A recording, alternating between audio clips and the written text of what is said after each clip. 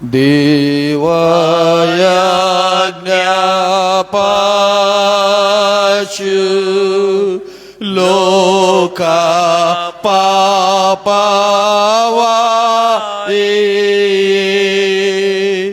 ಕಾರುಣ್ಯ ಮಾಡು ದೇವಯಜ್ಞಾಪಾಶು ಲೋಕ ಪಾಪವಾಯೇ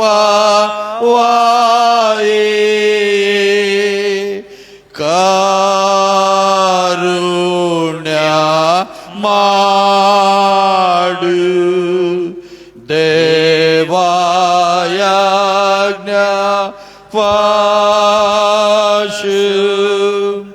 ಲೋಕ ಪಾಪವಾಯೇ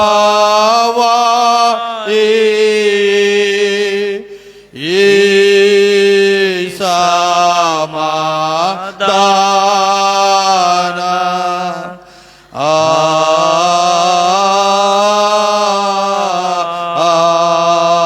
ಆಮೆನ್.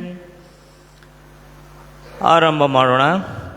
ನಮ್ಮ ಆರಂಭವು ತಂದೆ, ಮಗ, ಪರಿಶುದ್ಧಾತ್ಮನ ತ್ರಿಯೇಕ ದೇವರ ನಾಮದಲ್ಲಿ ಉಂಟಾಗಲಿ. ಆಮೇನ್. ಈ ಸಾಯಂಕಾಲದ ಆರಾಧನೆ ಪ್ರಾರಂಭಿಸುವ ಹಾಗೆ ಸಂಗೀತದಲ್ಲಿ 113ನೇ ಸಂಗೀತವನ್ನು ಹಾಡಿಕೊಳ್ಳೋಣ. ಸಂಗೀತ 113, ಅದರಲ್ಲಿ 1 ಮತ್ತು 2 ಚರಣಗಳನ್ನು ಮಾತ್ರ ಹಾಡಿಕೊಳ್ಳೋಣ. ಬಾನಮಾಲಿ ದೇವರಾತ್ಮ ನೇನ ಕಾತೆ ತೋರಿಸು ದೇವ್ಯಜ್ಞಾನ ದ ಪ್ರಕಾಶ ಹೆಚ್ಚುದಯ ಪಾಲಿಸು ನಮನೆಲ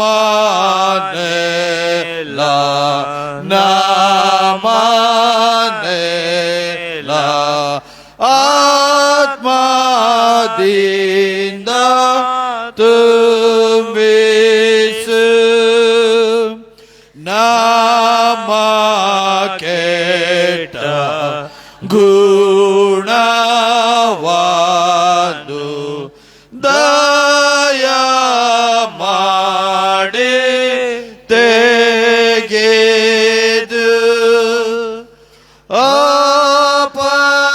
ಅಪವಿತ್ರ ವಾದದನು ಪೂರ್ಣವಾಗಿ ಶುಚಿಸು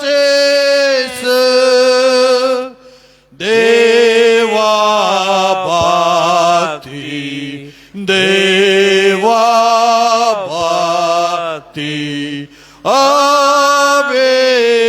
ಅಭಿವೃದ್ಧಿ ಪಾಡಿಸು.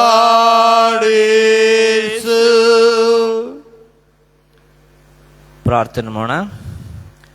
ಪರಿಶುದ್ಧನು ಪರಿಶುದ್ಧನು ಪರಿಶುದ್ಧನಾಗಿರುವಂಥ ನನ್ನ ಪರಲೋಕದ ತಂದೆಯಾದ ದೇವರೇ, ಹೌದು ಸ್ವಾಮಿ, ಈ ತಿಂಗಳದ ಮೊದಲನೇ ದಿನದಲ್ಲಿ ಸ್ವಾಮಿ ನಮ್ಮನ್ನು ನೀನು ಕುಟುಂಬವಾಗಿ ಸೇರಿಸಿದ್ದಕ್ಕಾಗಿ ಸ್ತೋತ್ರ.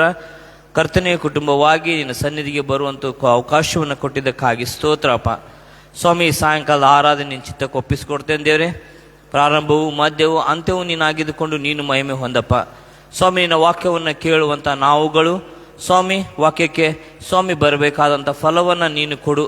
ವಾಕ್ಯವನ್ನು ಹೇಳಿಕಿರುವಂಥ ಸಹೋದರನ ಕೂಡ ನನ್ನ ಆಶೀರ್ವಾದ ಮಾಡು. ಹೌದು ಸ್ವಾಮಿ, ಅವರು ಹೇಳುವಂಥ ವಾಕ್ಯವು ಫಲಭರಿತವಾಗಿರಲಿ ಎಂಬುದಾಗಿ ನಾನು ನಿನ್ನಲ್ಲಿ ಬೇಡ್ಕೊಳ್ತೇನೆ.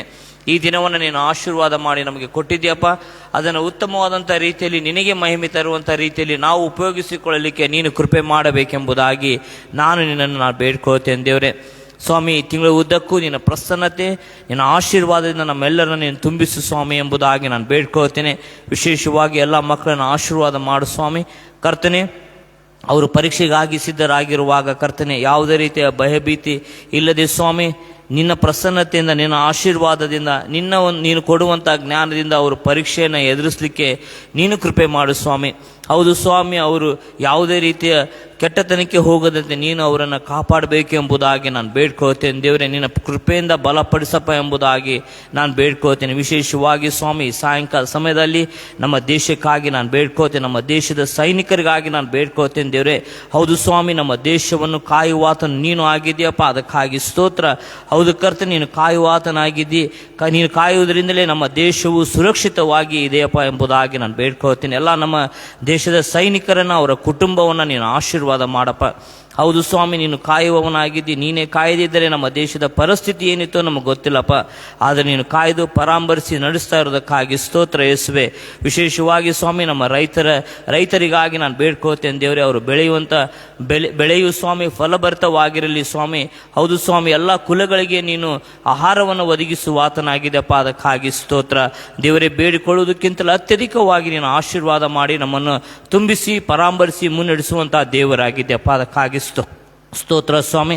ಸ್ವಾಮಿ, ಸೇವೆಗೆ ಬರಬೇಕಾಗಿರುವಂತೆಲ್ಲ ಸೇವಕಿಯರನ್ನು ಆಶೀರ್ವಾದ ಮಾಡು. ಹೌದು ಸ್ವಾಮಿ, ಎಲ್ಲ ಸೇವಕಿಯರನ್ನು ಆಶೀರ್ವಾದ ಮಾಡು ಸ್ವಾಮಿ. ಎಲ್ಲೆಲ್ಲಿ ಕಷ್ಟದಲ್ಲಿ ದುಃಖದಲ್ಲಿ ಸೇವಕಿಯರಿದ್ದಾರೆ ಸ್ವಾಮಿ, ಅವರೆಲ್ಲ ನೀನು ಪಾರು ಮಾಡಪ್ಪ. ಹೌದು ಸ್ವಾಮಿ, ಹಿಂಸೆಯನ್ನು ಅನುಭವಿಸ್ತಾ ಇರುವಂಥವ್ರನ್ನ ನೀನು ಪರಾಮರಿಸು, ಎಲ್ಲ ನೀನೇ ಕಾಪಾಡು ಎಂಬುದಾಗಿ ಬೇಡ್ಕೊಳ್ತೇನೆ. ಬರಲಿಕ್ಕಿರುವಂಥ ಎಲ್ಲ ಸೇವಕರನ್ನ ಆಶೀರ್ವಾದ ಮಾಡು ಸ್ವಾಮಿ. ವಾಕ್ಯವನ್ನು ಹೇಳುವಾಗ ಸ್ವಾಮಿ ಅದು ಫಲಭರಿತವಾಗಿರಲಿ ಎಂಬುದಾಗಿ ನಾನು ಬೇಡ್ಕೊಳ್ತೇನೆ. ಈ ಆರಾಧನೆ ನಿನ್ನ ಚಿತ್ತಕ್ಕೊಪ್ಪಿಸಿಕೊಡ್ತೀನಪ್ಪ. ನಿನ್ನ ಚಿತ್ತ ಮಾತ್ರ ನೆರವೇರಲಿ. ನೀನು ಮಹಿಮೆ ಹೊಂದಬೇಕಪ್ಪ, ನೀನು ಹೆಚ್ಚಿಸಲ್ಪಡಬೇಕು, ನಾವು ತಗ್ಗಿಸಲ್ಪಡಬೇಕು. ಈ ಚಿಕ್ಕ ಪ್ರಾರ್ಥನೆಯನ್ನು ಯೇಸುವಿನ ಮಧುರವಾದ ನಾಮದಲ್ಲಿ ಬೇಡಿ ಹೊಂದಿದ್ದೇನೆ ತಂದೆ ದೇವರೇ, ಆಮೇನ್.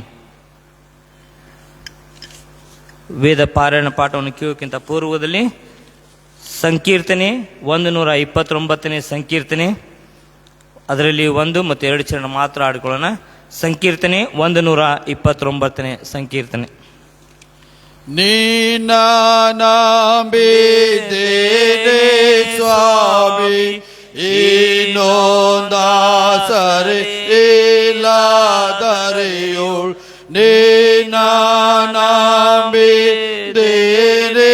ಸ್ವಾಮಿ, ಇನ್ನೊಂದಾಸರೆ ಇಲ್ಲದರೆಯೋಳ್.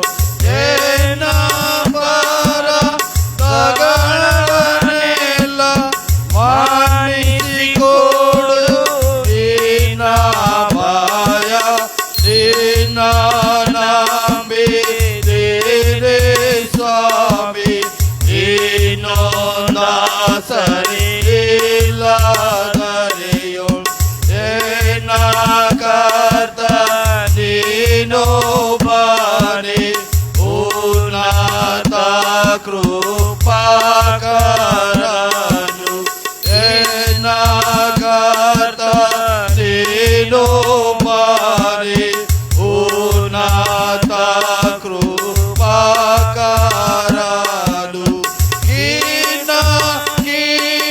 ಕೀಟವಾಗಿ ಬೇನ ಮಾನಿಸಿಕೊಡು ನಿನ್ನ ಮಾಯ. ನಿನ್ನ ನಂಬಿದ್ದೇನೆ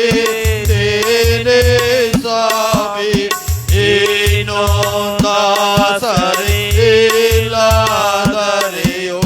ದಿಕ್ಕು ದೆಸೆಯ ಕಾಣೆನೆಯೋ, ದುಃಖ ಮಿಂಚಿ ಹೋಯಿತೆ ನಗೆ. ದಿಕ್ಕು ದೆಸೆಯ ಕಾಣೆನೆಯೋ, ದುಃಖ ಮಿಂಚಿ ಹೋಯಿತೆ ನಗೆ. ಧಿಕ್ಕರಿಸದೆನ್ನ ನೋಡಿ ಪಾಕದಿ ಕೊಡು ನಿನ್ನ ಮಾಯ. ನಿನ್ನ ನಂಬಿದ್ದೇನೆ ಸ್ವಾಮಿ, ಇನ್ನೊಂದಾಸರೆ ಇಲ್ಲದರೆಯೋ. ಯೇಸು ಕ್ರಿಸ್ತನ ಶ್ರಮೆ, ಮರಣ ಮತ್ತು ಪುನರುತ್ಥಾನ ಧ್ಯಾನಗಳ 12ನೇ ದಿನಕ್ಕೆ ನೇಮಕವಾದ ವೇದ ಪಾಠದ ಭಾಗವು ಅದು ಹಳೆ ಒಡಂಬಡಿಕೆಯಲ್ಲಿ 1ನೇ ಅರಸುಗಳ ಪುಸ್ತಕ ಅಧ್ಯಾಯ 19 ವಚನಗಳು 19ರಿಂದ 21. 1ನೇ ಅರಸುಗಳು 19ನೇ ಅಧ್ಯಾಯ ವಚನಗಳು 19ರಿಂದ 21ರವರೆಗೆ ಓದುವ ದೇವರ ವಾಕ್ಯವನ್ನು ಆಲಿಸೋಣ. ಎಲಿಯನು ಅಲ್ಲಿಂದ ಹೊರಟು ಹೋಗಿ ಶಾಫಾಟನ ಮಗನಾದ ಎಲಿಷನನ್ನು ಕಂಡನು. ಅವನು ಹೊಲವನ್ನು ಉಳುವುದಕ್ಕೆ 12 ಜೋಡಿ ಎತ್ತುಗಳನ್ನು ತಂದು 12ನ ಜೋಡಿಯಿಂದ ತಾನಾಗಿ ಉಳುತ್ತಿದ್ದನು. ಎಲಿಯನು ಅಲ್ಲಿಂದ ಹಾದು ಹೋಗುವಾಗ ತನ್ನ ಕಂಬಳಿಯನ್ನು ಅವನ ಮೇಲೆ ಹಾಕಿದನು.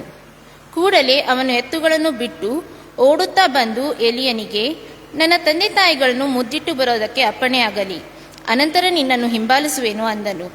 ಅದಕ್ಕೆ ಎಲಿಯನು, ಹೋಗು, ನಾನು ನಿನಗೆ ಮಾಡಿದ್ದೇನು ಎಂದು ಉತ್ತರ ಕೊಟ್ಟನು. ಎಲಿಷನು ಹಿಂದಿರುಗಿ ಹೋಗಿ ತಾನು ಉಳುತ್ತಿದ್ದ ಜೋಡಿ ಎತ್ತುಗಳನ್ನು ತೆಗೆದುಕೊಂಡು ಅವುಗಳನ್ನು ವಧಿಸಿ ಮಾಂಸವನ್ನು ರಂಟೆಗೆ ಕಟ್ಟಿಗೆಯಿಂದ ಬೇಯಿಸಿ ಜನರಿಗೆ ಔತಣ ಮಾಡಿಸಿದನು. ಅನಂತರ ಅವನು ಎದ್ದು ಎಲಿಯನನ್ನು ಹಿಂಬಾಲಿಸಿ ಅವನ ಸೇವಕನಾದನು ಎಂಬುದೇ.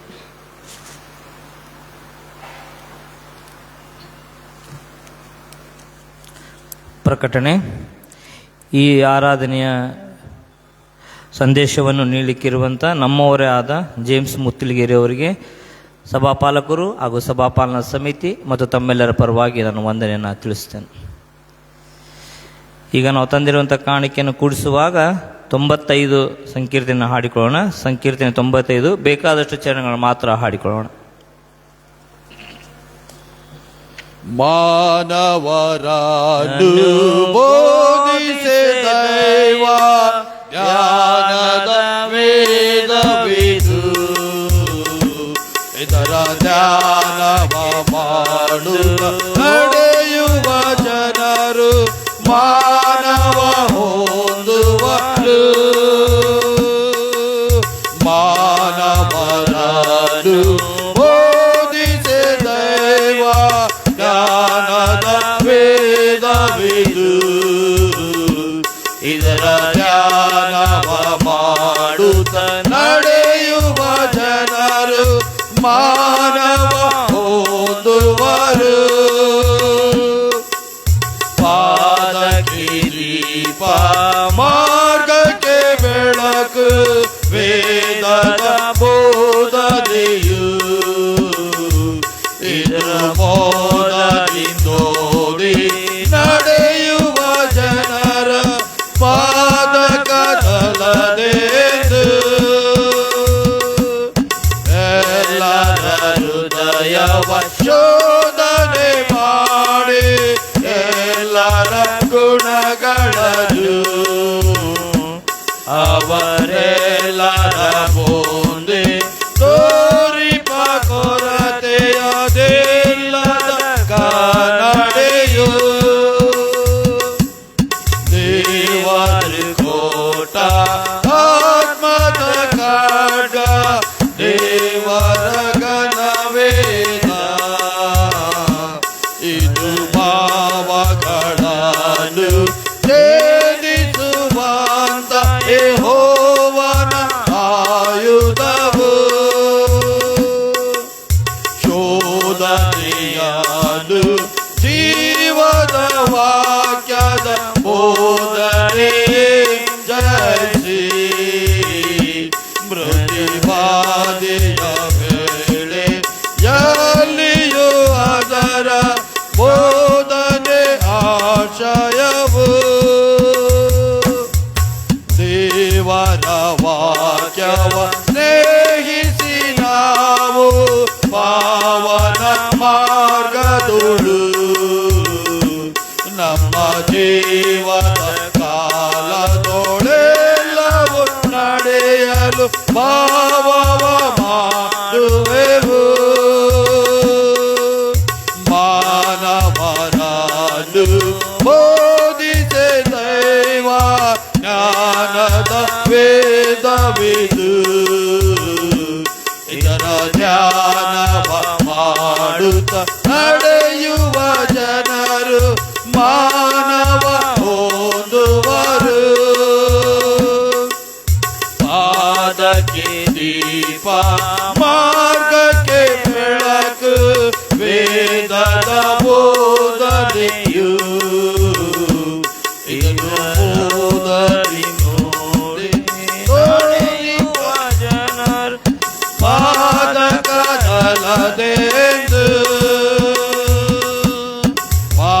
ಮಾನವರನ್ನು ಬೋಧಿಸೆ ದೈವ ಜ್ಞಾನದ ವೇದವಿದು,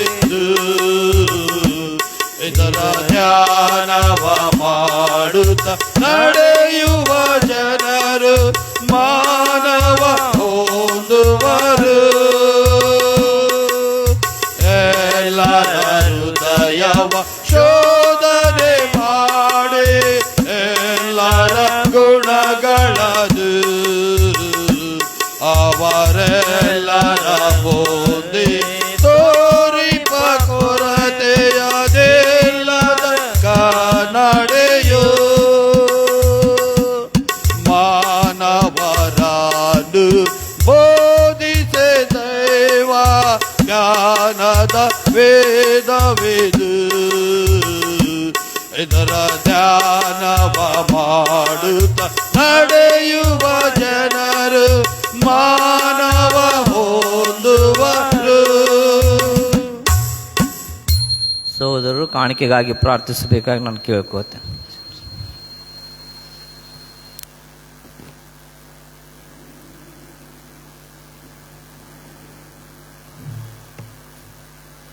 ನಮ್ಮ ಕಾಣಿಕೆಯನ್ನು ದೇವರಿಗೆ ಸಮರ್ಪಿಸಿ ಪ್ರಾರ್ಥನೆ ಮಾಡೋಣ.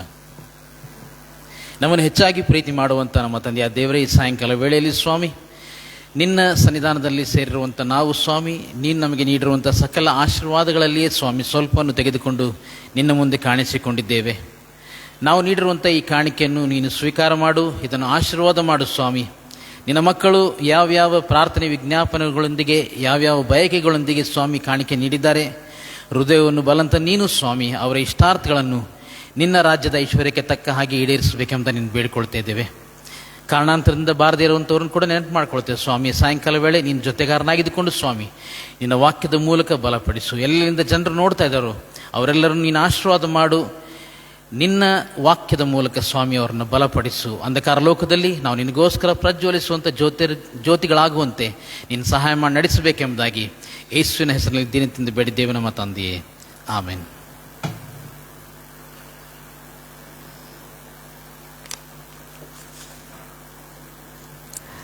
ಸಂದೇಶವನ್ನು ಕೇಳೋಕ್ಕಿಂತ ಪೂರ್ವದಲ್ಲಿ ಸಂಗೀತದಲ್ಲಿ 85ನೇ ಸಂಗೀತವನ್ನು ನಾವು ಹಾಡಿಕೊಳ್ಳೋಣ. ಸಂಗೀತ 85.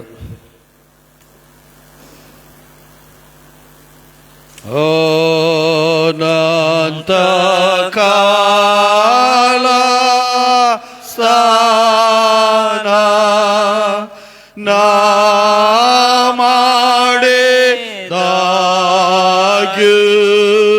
ಧ್ಯಾನ ಅತೃಪ್ತಿ ಸರ್ವದ ಶ್ರೀ ಸ್ತೋತ್ರ ಹೊಂದು ಸಂತೃಪ್ತಿ ಮೂಲವಾಂದು ನಿಮೃತ ಪಾಠ ಗೋಲ್ಗಾತಾ. ಹಾಗೆ ನಿಂತುಕೊಂಡಿರುವಾಗ ನಮ್ಮ ತಲೆಗಳನ್ನು ಬಾಗಿಸಿ ಪ್ರಾರ್ಥನೆ ಮಾಡಿಕೊಳ್ಳೋಣ. ನಮ್ಮ ಪ್ರೀತಿಯುಳ್ಳ ತಂದೆಯಾದ ದೇವರೇ, ಮತ್ತೊಮ್ಮೆ ನಿನ್ನನ್ನು ಕೊಂಡಾಡ್ತೇವೆ, ಸ್ತುತಿಸ್ತೇವೆ ಸ್ವಾಮಿ. ಈ ಒಂದು ಶ್ರೇಷ್ಠವಾದಂಥ ಅವಕಾಶವನ್ನು ನಮ್ಮ ಜೀವಿತದಲ್ಲಿ ನೀನು ಒದಗಿಸಿಕೊಟ್ಟಿದ್ದಕ್ಕಾಗಿ ನಿನಗೆ ಸ್ತೋತ್ರ. ಅನೇಕರಿಗೆ ಇಲ್ಲದೇ ಇರುವಂಥ ಈ ಶ್ರೇಷ್ಠವಾದಂಥ ಸೌಭಾಗ್ಯವನ್ನು ನಮಗೆ ಕೊಟ್ಟಿದ್ದಕ್ಕಾಗಿ ಸ್ತೋತ್ರ ಸಲ್ಲಿಸ್ತೇವೆ. ಮರಿಯಳ ಹಾಗೆ ಸ್ವಾಮಿ ಆ ಉತ್ತಮವಾದಂಥ ಪಾಲನ್ನು ಆಯ್ಕೆ ಮಾಡಿಕೊಳ್ಳುವಂತೆ ನೀನು ಕೊಟ್ಟಂಥ ಈ ಒಂದು ಅವಕಾಶಕ್ಕಾಗಿ ನಿನಗೆ ಸ್ತೋತ್ರ ಸಲ್ಲಿಸ್ತೇವೆ. ಎಷ್ಟೊಂದು ಜನರಿಗೆ ಸ್ವಾಮಿ ಒಂದು ವೇಳೆ ಬರಬೇಕೆಂಬ ಮನಸ್ಸಿತ್ತು, ಆದರೆ ಬರಲಿಕ್ಕೆ ಆಗಲಿಲ್ಲ.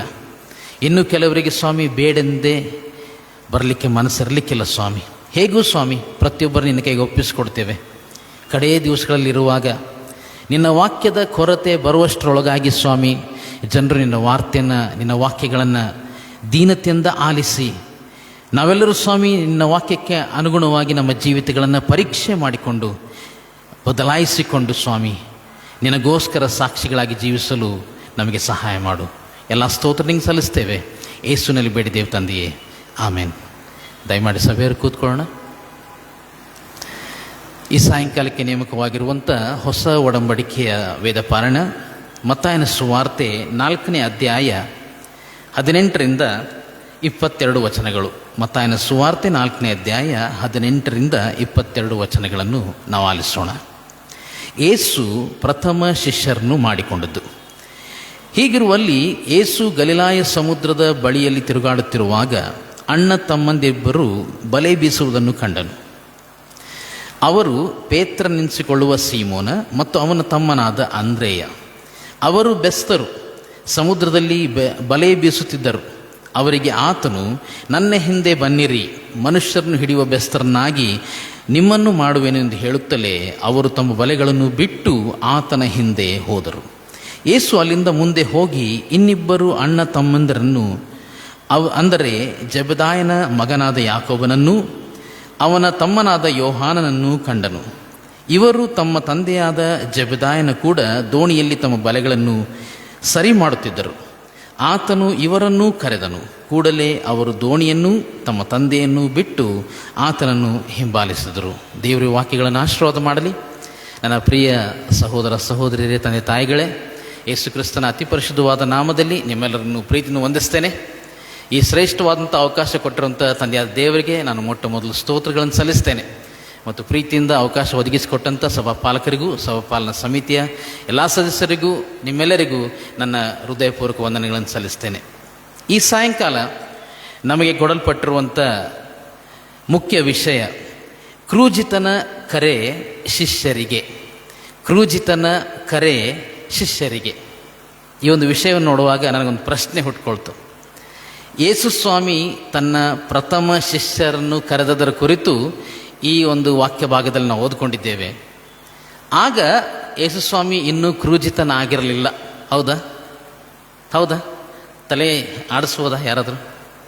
ಇನ್ನೂ ಕ್ರೂಜಿತನಾಗಿರಲಿಲ್ಲ. ಆಗಷ್ಟೇ ತನ್ನ ಒಂದು ಸೇವೆಯನ್ನು ಆರಂಭ ಮಾಡಿದಂಥ ಯೇಸುಸ್ವಾಮಿ ಯಾಕೆ ನಮಗೆ ಈ ಒಂದು ವಿಷಯ ಕೊಟ್ಟಿದ್ದಾರೆ? ಕ್ರೂಜಿತನ ಕರೆ. ಪ್ರಕಟಣೆ ಪುಸ್ತಕ 13ನೇ ಅಧ್ಯಾಯ 8ನೇ ವಾಕ್ಯದಲ್ಲಿ ನಾವು ಹೀಗೆ ನೋಡ್ತೇವೆ.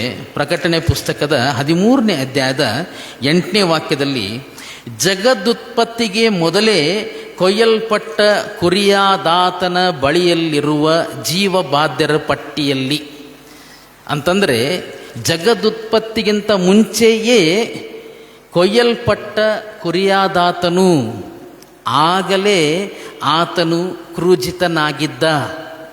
ಎಷ್ಟು ಸೂಕ್ತವಾದಂಥ ಒಂದು ವಿಷಯ ನೋಡ್ರಿ ಪ್ರಿಯರೇ. ಜಗದುತ್ಪತ್ತಿಗಿಂತ ಮೊದಲೇ ಆತನು ಕ್ರೂಜಿತನಾಗಿದ್ದ. ದೇವರ ಒಂದು ನೇರವಾದಂಥ ಉದ್ದೇಶ ಏನಂತಂದರೆ, ಮನುಷ್ಯರು ಯಾರೂ ನಾಶವಾಗಬಾರ್ದು. ತನ್ನ ಮಗನನ್ನು ನಮಗೋಸ್ಕರ ಆತನು ಯಜ್ಞಾರ್ಪಿತನಾಗಿ ಒದಗಿಸಿಕೊಟ್ಟ. ಹಾಗಾದರೆ ಎರಡನೇ ವಿಷಯ ನೋಡ್ತೇವೆ, ಕರೆ, ಅ ಕಾಲ್. ಈಗಿನ ಕಾಲದಲ್ಲಿ ನಮ್ಮೆಲ್ಲರ ಕೈಗಳಲ್ಲಿ ಮೊಬೈಲ್ ಇದೆ. ಎಷ್ಟು ದೂರಕ್ಕೆ ಮೊಬೈಲ್ ಇದೆ ಅಂತಂದರೆ, ನಾನು ಕಳೆದ ಸಾರಿ ಕೂಡ ಹೇಳಿದ್ದೆ, ಬೆಂಗಳೂರು ಪಟ್ಟಣದಲ್ಲಿ ಟ್ರಾಫಿಕ್ ಸಿಗ್ನಲಲ್ಲಿ ಬರುವಂಥ ಭಿಕ್ಷಕರು ಕೂಡ ಇವಾಗ ಸ್ಕ್ಯಾನಿಂಗ್ ಮೆಷಿನ್ ಹಾಕ್ಕೊಳ್ತಾರೆ. ಸ್ಕ್ಯಾನಿಂಗನ್ನು ಹಾಕ್ಕೊಂಡಿರ್ತಾರೆ. ನಾವು ಬೇಕಾದ್ರೆ ಅಲ್ಲೇ ಪೇ ಮಾಡ್ಬೋದು ಅವರಿಗೆ, ಕಾಸು ಇಲ್ಲ ಅಂತಂದರೆ. ಪ್ರತಿಯೊಬ್ಬರ ಕೈಯಲ್ಲಿ ಮೊಬೈಲ್ ಇದೆ. ಹೀಗಿರುವಾಗ ಯಾರೂ ಕೂಡ ಈ ಒಂದು ಕರೆಯಿಂದ ತಪ್ಪಿಸ್ಕೊಳ್ಳಿಕ್ಕೆ ಆಗೋದೇ ಇಲ್ಲ. ಮುಂಚೆ ಆದರೂ ಲ್ಯಾಂಡ್ಲೈನ್ ಇರ್ತಿತ್ತು. ಯಾರೋ ಒಬ್ಬರ ಮನೆಯಲ್ಲಿ ಲ್ಯಾಂಡ್ಲೈನ್ ಇದ್ದರೆ ಫೋನ್ ಮಾಡಿದ ಕೂಡಲೇ ಅವ್ರು ಹೇಳಿ ಕಳಿಸ್ತಾಯಿದ್ರು, ಅವ್ರನ್ನ ಕರ್ಕೊಂಡು ಬಾ ಹೋಗಿ, ಅವ್ರಿಗೆ ಫೋನ್ ಬಂದಿದೆ. ಎಷ್ಟು ಆಸಕ್ತಿ, ನಾವು ಎದ್ದು ಬಿದ್ದು ಓಡಿ ಬರ್ತಾ ಇದ್ವಲ್ಲ. ಫೋನ್ ಏನಿರ್ಬೋದು, ಸಂತೋಷ ಇದೆಯೋ ದುಃಖ ಇದೆಯೋ ಗೊತ್ತಿಲ್ಲ, ಕರೆ ಬಹಳ ಪ್ರಾಮುಖ್ಯ. ಅದರಲ್ಲೂ ವಿಶೇಷವಾಗಿ ನಾವು ನೋಡುವಾಗ ಈ ಆರ್ಮಿ, ನೇವಿ ಇಂಥ ನಮ್ಮ ಪ್ರಮೋದ್ ಸಹೋದರರು ಪ್ರಾರ್ಥನೆಯಲ್ಲಿ ನಮ್ಮ ಸೈನಿಕರಿಗಾಗಿ ಪ್ರಾರ್ಥನೆ ಮಾಡಿದರು. ಯೋಚನೆ ಮಾಡ್ಕೊಳ್ಳೋಣ, ಆ ಸೈನಿಕರು ರಜೆಗಂತ ಮನೆಗೆ ಬರ್ತಾರೆ, ಯಾವುದೋ ಒಂದು ಕಾರಣದಿಂದಾಗಿ ಅವ್ರನ್ನ ಅರ್ಜೆಂಟಾಗಿ ಮತ್ತೆ ಕರೀತಾರೆ. ಆ ಕರೆ ಬಹಳ ಪ್ರಾಮುಖ್ಯ. ಬೇರೆ ಒಂದು ವಿಷಯವನ್ನು ಹೇಳಲಿಕ್ಕೆ ಮನಸ್ಸು ಮಾಡ್ತೇನೆ. ಹಾಯಾಗಿ ನಾವು 2026ನೇ ಇಸ್ವಿಯ ಶ್ರಮಮರಣಗಳ ಧ್ಯಾನವನ್ನು ಮಾಡ್ತಾ ಇದ್ದೇವೆ. ಎಷ್ಟು ಜನ ನಮ್ಮ ಹೃದಯದ ಅಂತರಾಳದಿಂದ ದೇವರಿಗೆ ಸ್ತೋತ್ರ ಸಲ್ಲಿಸಿದ್ದೇವಾ? ಇನ್ನೊಂದು ವರ್ಷ ನಮಗೆ ಆತನು ಈ ಒಂದು ಶ್ರಮಮರಣಗಳ ಧ್ಯಾನದ ಸಮಯವನ್ನು ನಮ್ಮ ಜೀವನದಲ್ಲಿ ಒದಗಿಸಿಕೊಟ್ಟಿದ್ದಾನೆ. ಜನವರಿಯಲ್ಲಿಯೇ ಒಂದೇ ವಾರದಲ್ಲಿ 3 ಜನ ನಮ್ಮ ಸಭೆಯಲ್ಲಿ ಸತ್ತಿದ್ದು ನಾನು ನೋಡಿದ್ದೇನೆ. ಯಾಕಂದ್ರೆ ನಾನು ಇಲ್ಲೇ ಇದ್ದೆ. ಅವರಿಗೆ ಈ ಅವಕಾಶ ಇಲ್ಲ. ಎಷ್ಟೊಂದು ಜನರಿಗೆ ಈ ಅವಕಾಶ ಇಲ್ಲ. ನಮಗಾದರೂ ಈ ಸಾಯಂಕಾಲ ವೇಳೆ ಆತನ ವಾಕ್ಯವನ್ನು ಕೇಳೋದಕ್ಕೆ ಇಲ್ಲಿ ಕೂರುವಂತೆ ಮಾಡಿದ್ದಾನೆ. ಪ್ರಿಯರೇ, ನಾವು ದೇವರಿಗೆ ಸ್ತೋತ್ರ ಸಲ್ಲಿಸಬೇಕು. ವರ್ಷದಿಂದ ವರ್ಷಕ್ಕೆ ಈ ರೀತಿಯಾದಂಥ ಶ್ರಮಮರಣಗಳ ಧ್ಯಾನಗಳ ಸಮಯ ದೇವರು ನಮ್ಮ ಜೀವಿತದಲ್ಲಿ ಒದಗಿಸಿಕೊಟ್ಟಿದ್ದಾನೆ. 45 ದಿವಸ ಸತತವಾಗಿ ದೇವ್ರ ವಾಕ್ಯ ಕೇಳ್ತಾ ಬರ್ತೇವೆ. ದೇವರು ಕೊಡ್ತಾ ಇದ್ದಾನೆ, ಆದರೆ ನಮ್ಮ ಜೀವಿತದಲ್ಲಿ ಯಾವ ಪರಿಣಾಮವನ್ನುಂಟು ಮಾಡಿದೆ? ಹೋದ ವರ್ಷದಲ್ಲಿ ಇದ್ದಂಥ ಅದೇ ಜೇಮ್ಸ್ ಮತ್ತೆ ನಾನು ಇದೇ ವರ್ಷದಲ್ಲಿ ಇದ್ದೇನಾ? ಪರೀಕ್ಷೆ ಮಾಡಿಕೊಳ್ಳುವಂಥ ಇನ್ನೊಂದು ಸಮಯ ದೇವರು ಕೊಟ್ಟಿದ್ದಾನೆ. ಲೂಕನ ಸುವಾರ್ತೆಯಲ್ಲಿ ನಾವು ಮತ್ತೆ ಜ್ಞಾಪಕ ಮಾಡಿಕೊಳ್ಳುವಂಥ ಒಂದು ಸಾಮ್ಯ. ದ್ರಾಕ್ಷಿಯ ತೋಟದ ಮಧ್ಯದಲ್ಲಿ ಅಂಜೂರದ ಮರವನ್ನು ನೆಟ್ಟನಂತೆ. ಯಾಕಂತಂದರೆ ಅಲ್ಲಿ ಫಲವತ್ತಾಗಿತ್ತು. ಅದರಿಂದ ಫಲವನ್ನು ಎದುರು ನೋಡ್ತಾ ಬಂದ. 3 ವರ್ಷ ಆಯಿತು, ಯಾವ ಫಲ ಸಿಕ್ಕಲಿಲ್ಲ. ಇದನ್ನು ಕಡಿದು ಹಾಕಿ ಎಂಬುದಾಗಿ ಹೇಳಿದಾಗ ಆ ತೋಟ ಮಾಡುವವನು, ಇನ್ನೊಂದು ವರ್ಷ ಬಿಡು ಸ್ವಾಮಿ, ನಾನು ಅಷ್ಟರಲ್ಲಿ ಎಲ್ಲ ಸಾಧ್ಯವಾದಂಥ ಸಂಗತಿಯನ್ನು ಮಾಡ್ತೇನೆ, ಇನ್ನೊಂದು ವರ್ಷ ಬಿಡು, ಫಲ ಕೊಡಲಿಲ್ಲ ಅಂತಂದರೆ ಆಮೇಲೆ ಕಟ್ ಮಾಡಿ ಹಾಕೋಣ. ಇವತ್ತು ನಮ್ಮ ಜೀವಿತದಲ್ಲಿ ದೇವರು, ನಮ್ಮ ಕರ್ತನಾಂತ ಯೇಸು ಸ್ವಾಮಿ ಇದೇ ವಿಜ್ಞಾಪನೆ ಮಾಡ್ತಾ ಇದ್ದಾನೆ. ಇನ್ನೂ ನನ್ನ ಮಕ್ಕಳು ಮಾರ್ಪಡಲಿಲ್ಲ. 2000 ವರ್ಷಗಳ ತಗ್ಗಿನಲ್ಲಿ ನಾನು ಅವ್ರಿಗೋಸ್ಕರ ಶ್ರೇಷ್ಠವಾದಂಥ ಯಜ್ಞವಾಗಿ ನನ್ನನ್ನು ಅರ್ಪಿಸಿಕೊಟ್ಟು ಅವ್ರನ್ನ ರಕ್ಷಣೆ ಮಾರ್ಗದಲ್ಲಿ ನಡೆಸಬೇಕೆಂಬುದಾಗಿ ಬಹಳ ಪ್ರಯತ್ನ ಮಾಡಿದ್ದೇನೆ. ಕ್ರಮವಾಗಿ ಆಲಯಕ್ಕೆ ಬರ್ತಾರೆ, ಕ್ರಮವಾಗಿ ಕಾಣಿಕೆಯನ್ನು ಕೊಡ್ತಾರೆ, ಉಪವಾಸ ಕೂಟಗಳಿಗೆ ಬರ್ತಾರೆ, ಎಲ್ಲ ಪ್ರಾರ್ಥನೆ ಕೂಟಗಳಿಗೆ ಬರ್ತಾರೆ. ಜೀವನದಲ್ಲಿ ಮಾರ್ಪಾಟಿದೆಯಾ? ಇವತ್ತು ನಾವು ಪ್ರಶ್ನೆ ಮಾಡಿಕೊಳ್ಬೇಕಂತ ಒಂದು ಸಂಗತಿ. ಪಾರಾಯಣ ವಾಕ್ಯ ಓದಿದಂಥ ಸಹೋದರಿ ಹೇಳಿದರು, ಶ್ರಮ ಮರಣಗಳ 12ನೇ ದಿವಸಕ್ಕೆ ಅಂತಂದರೆ ಇವತ್ತಿನ ದಿವಸದೊಂದಿಗೆ 12 ದಿವಸ ಮುಗಿದು ಹೋಯಿತು. ಉಳಿದಿರುವಂಥ ಕೆಲವು ದಿವಸಗಳು ಮಾತ್ರ ಬೇಗನೆ ದಾಟಿ ಹೋಗ್ತದೆ. ಇನ್ನೂ ನಮ್ಮಲ್ಲಿ ಮಾರ್ಪಾಟಿಲ್ಲ ಅಂತಂದರೆ ಮುಂದಿನ ವರ್ಷಕ್ಕಾಗಿ ಕಾದುಕೊಂಡಿರುವಂಥ ಸಂಗತಿ ವ್ಯರ್ಥ. ಈ ಕರೆ ಬಹಳ ಪ್ರಾಮುಖ್ಯ. ನನ್ನ ಪ್ರಾರ್ಥನೆ, ನನ್ನ ವೈಯಕ್ತಿಕ ಪ್ರಾರ್ಥನೆ ಅಂತಂದರೆ ಇವತ್ತು ಆ ಮಾರ್ಪಾಟಾಗುವಂಥ ದಿವಸ ನಮ್ಮದಾಗಬೇಕು ಪ್ರೇರೆ. ಹಠಮಾರಿಯಾದಂಥ ನಮ್ಮ ಸ್ವಭಾವನ ಬಿಡಬೇಕಾಗ್ತದೆ. ಯೋಚನೆ ಮಾಡ್ಕೊಳ್ಳೋಣ. ಇವತ್ತು ಈ ಸಂದೇಶದ ಮುಕ್ತಾಯದ ಹಂತದಲ್ಲಿ ನಮ್ಮನ್ನು ಪರೀಕ್ಷೆ ಮಾಡಿಕೊಳ್ಳೋಣ. ಕ್ರೂಜಿತನ ಬಗ್ಗೆ ನೋಡಿಕೊಂಡೆವು. ಕರೆ ಬಹಳ ಪ್ರಾಮುಖ್ಯ. ಶಿಷ್ಯರಿಗೆ ಕ್ರೂಜಿತನು ನೀಡಿದಂಥ ಕರೆ. ನಾವು ಓದಿದಂಥ ವಾಕ್ಯ ಭಾಗದಲ್ಲಿ ಪ್ರಥಮ ಶಿಷ್ಯರನ್ನು ಯೇಸು ಸ್ವಾಮಿ ಮಾಡಿಕೊಂಡಿದ್ದು. ಹಾಗಾದರೆ ಶಿಷ್ಯರು ಎಂಬುದಾಗಿ ಹೇಳುವಾಗ ಸಾಮಾನ್ಯವಾಗಿ ನಮಗೆ ಗೊತ್ತು, ಯೇಸುವಿನ ಸುತ್ತಲಿದ್ದಂಥವರಿಗೆ ಶಿಷ್ಯರು ಎಂಬುದಾಗಿ ನಾವು ಹೇಳ್ತೇವೆ. ಆದರೆ ಒಂದು ವಿಷಯ ಸ್ಪಷ್ಟಪಡಿಸ್ಲಿಕ್ಕೆ ನಾನು ಬಯಸ್ತೇನೆ ಏನಂತಂದರೆ, ಯೇಸು ಸ್ವಾಮಿ ಹಿಂದೆ ಅನೇಕ ಜನರಿದ್ದರು, ಅನೇಕ ಜನರ ಗುಂಪುಗಳಿದ್ದವು. ಇದನ್ನು ಹೇಳುವಾಗ ಇವತ್ತು ನಾವು ನಮ್ಮನ್ನು ಪರೀಕ್ಷೆ ಮಾಡಿಕೊಳ್ಬೇಕು, ನಾವು ಎಲ್ಲಿದ್ದೇವೆ ಎಂಬುದಾಗಿ.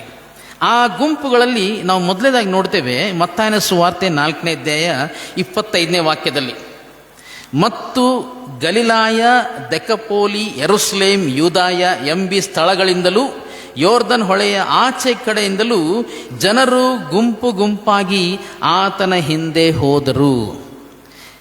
ಯಾರ್ಯಾರು ಹಿಂದೆ ಬರ್ತಾರೆ ಅವರೆಲ್ಲ ಹಿಂಬಾಲಕರೇ, ಹೌದಲ್ಲ?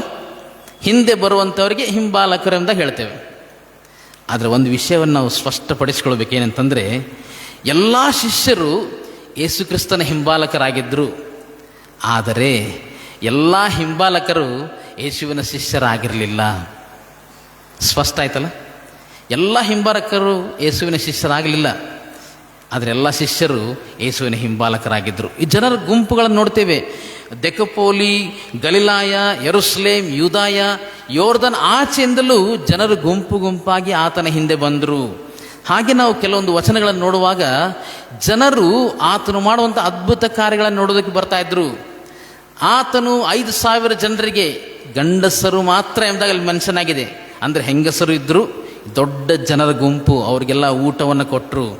ಇನ್ನೊಂದು ಕಡೆ ನೋಡ್ತೇವೆ 4,000 ಗಂಡಸರು ಮಾತ್ರ ಅಂತಲ್ಲಿದೆ, ಅದರ ಜೊತೆಗೆ ಹೆಂಗಸರು ಮಕ್ಕಳೆಲ್ಲ ಸೇರಿ ದೊಡ್ಡ ಗುಂಪು, ಯೇಸು ಸ್ವಾಮಿ ಊಟ ಕೊಟ್ಟರು.